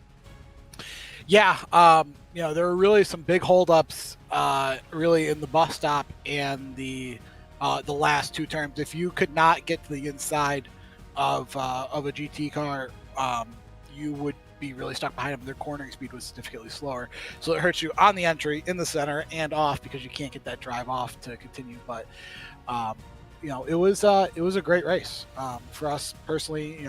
To come in here and hang with some of the big name guys, it's inspiring for the rest of the season. Yeah, certainly is. And what influenced your decision to go for the prototype class in the first place? Because obviously the Dallara P217 new to the iRacing service, and everyone's had their new and shiny time with it, but staying with it long term really shows the passion for that kind of racing, that kind of car. What do you think of the Dallara? I love it. I think it's honestly one of the best cars on the service. What made me go towards picking the P2 compared to the GT car is, truthfully, it almost drives like an Indy car with actually a little bit more downforce. Maybe not as much top end speed, but more downforce. And that really suits my driving style. I race in the Lionheart IndyCar series. We had a really good year there last year. We're looking forward to building on that. But this is kind of like what happens, in the off season when guys come over and they, IndyCar guys go run the Daytona 24 and they go run other IMSA events. So that's kind of what I'm doing over here to just to stay sharp on the for the road stuff. Well, staying sharp you indeed are, with a podium here in the first round. Before we let you go, Connor, is there anyone you'd like to thank from your garage? Yes, I would like to thank everybody over at Private Label Team Hype. Tommy Milner and Ty Stover have done a great job setting us up with two really great partners of Private Label and Ethica Clothing. Please go check them out. They make great quality bags and great apparel from Ethica. Also want to thank the series sponsors, Omegalo, and everybody at Geodesic for putting this on, and everybody here at SimSpeed TV. We're really looking forward to have some fun this season. We certainly are, and we're certainly looking forward to seeing more of you, Connor, in the races to come. That's Connor Harrington there, the number 44 LMP2, who brought it home in third place in LMP2. Second place in GT3, meanwhile, David, Spencer Kostowicz with a very strong drive. Indeed, welcome to the commentary booth, Spencer. Great drive from you, as Reese said, but 3.5 seconds from glory. What was that last stint like from your perspective? Because you would have had your eyes on the gap to the lead, seen it closing, maybe had the fuel to manage as well. Yeah, it was hard work, I'll say that. I was there with Johan and Bo and just trying to save as much fuel as possible. My fuel gauge was, every lap it seemed like one lap I had enough fuel, next lap I didn't, and then at one point I just started pushing and I had enough fuel, and I think had I pushed a little bit earlier, probably could have caught Dakota, but it was honestly a lot of fun. The tires started falling off, and yeah, really wish I could have caught him, but maybe next week, yeah. Certainly, podium, nothing to shy away from in the first round of the championship. A few changes from previous seasons of this format, now with the LMP2 joining the GT3. It's quite the closing speeds between the two models. How did you find it as the GT3? Oh man, I remember a couple times it was a line of 4 of us saving fuel, and they would just come out of nowhere. I mean, especially on the S's, there were a couple very close calls where an LMP2 would just dart out from behind a GT3, and I cut off a couple guys. I got hit a couple times, but really, really fun. It was obviously an interesting combination at Watkins where you have to save a lot of fuel, and at the same exact time you have to be looking out for those LMP2s behind you and everything. So yeah, it was really interesting. Balance of performance class in GT3, and it was interesting to see 3 different models making up the podium. For you in the Lamborghini, obviously a very new car to iRacing. How are you finding it? Are you confident with your choice of the Lamborghini, and what are your strengths in the car? Yeah, I decided to go with the Lamborghini just because it drives in the IMSA series, and I felt that it was a good base car to sort of build a setup the way that I like it. Last season, all I drove was the Audi R8 and the VRS Sprint Series, so it's pretty similar, and I really enjoy the way that the car drives. It's I decided to go with a little bit more downforce than the other guys, just because I knew that it was going to be a hotter track, which I think ended up helping me in the end. So yeah, it's a fun car, and hopefully it'll stay quick in the next races. Look forward to seeing you in the next races, because if you put on a performance like that again, it's going to give us plenty to talk about and plenty of excitement all the way to the checkered flag. So who would you like to thank? Any shout outs you need to give? Yeah, just Full Send Racing. My teammate Tristan, who ended up finishing P8, we worked on this setup for about a week and just tried to get it right for the conditions and everything. So yeah, that's about it. Delightful. We'll see you again for the remaining rounds of the championship, hopefully. Reese, back over to you. Yeah, for our final driver interview of the night, it's third place in GT3 with one of the standout drives of the night. Once again, it's Johan Boysen who joins us in the commentary box. Welcome, Johan. Were you expecting a podium out of that? Definitely not. I just first of all want to apologize to Caden. I haven't had a chance to look at the replay yet, but watched a tiny bit wide, small contact, so I just want to say sorry to him, misjudged that one.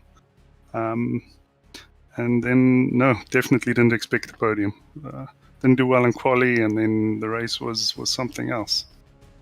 Yeah, certainly was. We noticed on the strategy front, you were the last of the GT3 cars to take a pit stop. Were you intending to go that long on your first stint, just eke out the tank as much as you can, and then have all of that extra at the end to use? Yeah. The goal was always to go 26 laps at the start, 27 if I could, hang on to someone. And then in the end, I had way too much fuel left, so couldn't really. When I caught the other guys, I thought I would push towards the end, and took a little bit longer than I expected. So the idea was always the strong first stint, saving and then push towards the end.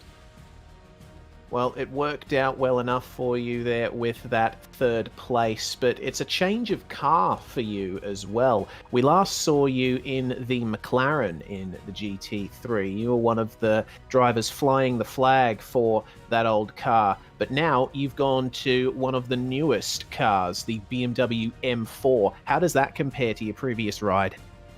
I still like the McLaren more, gotta say. But with the team, we're all running the same car, doing it for a bit of fun. And the BMW is pretty great as well. It's got its strengths, and it's a little less frisky than the McLaren. Yes, indeed. Certainly seems that way. And with this podium in the first round, it certainly sets you up for another successful season over this championship. Yeah, hoping to do a little better than last time. And just have some fun, yeah. We'll see how it goes. That is the main goal. Before we let you go, Johan, who would you like to thank? Just like to thank my wife for everything she does, and then the guys at Team Tortuga Racing for all the help they give me. Geodesic for putting on great series. And then obviously you guys for doing an amazing job with the broadcast. Johan Boysen there of Team Tortuga, third place in the GT3 class. And that brings to an end proceedings for tonight / this morning for me. David, what a round to kick off this season. I cannot wait for round 2. Yeah, the format was perfect. For the most part, the drivers were clean. A couple incidents here and there, but nothing malicious. I think the strategy, the length of the race really lent itself to people like Dakota Fripp being able to push hard out of the gate and race hard, and others to leave a little in the tank, maybe a little too much if you're Johan Boysen, but then really push and make some positions and create some action at the end. So altogether, I think it gave us 90 very, very exciting minutes and a little bit of excitement either side as well. So fantastic start to a new season. Indeed, and we'll be repeating it in 2 weeks' time on the 21st of January. That's the morning of the 22nd for people in Australia, New Zealand. We're going to go to the Nürburgring for round 2. the Blancpain and World Endurance Championship layout with the fast chicane at the end of the lap. Really looking forward to that one. What kind of racing is that going to produce? What kind of strategies will emerge, and who will come out on top? Can it be a repeat for Marcus Deck and Dakota Fripp, or will someone new rise to the occasion? A big thanks to Omologato for their support of this series. Remember, if you use the promo code SPEED2020 when shopping on the Omologato Watches store, you will get a free silicone band with your purchase. Consider checking out the Watkins Glen model that Omologato offer. That was the first round of the Geodesic Omologato Championship. I'm Reese Gardner, David Haynes alongside me, and Jay Kennedy making everything happen behind the scenes here at SimSpeed TV. Bye for now, but certainly not forever.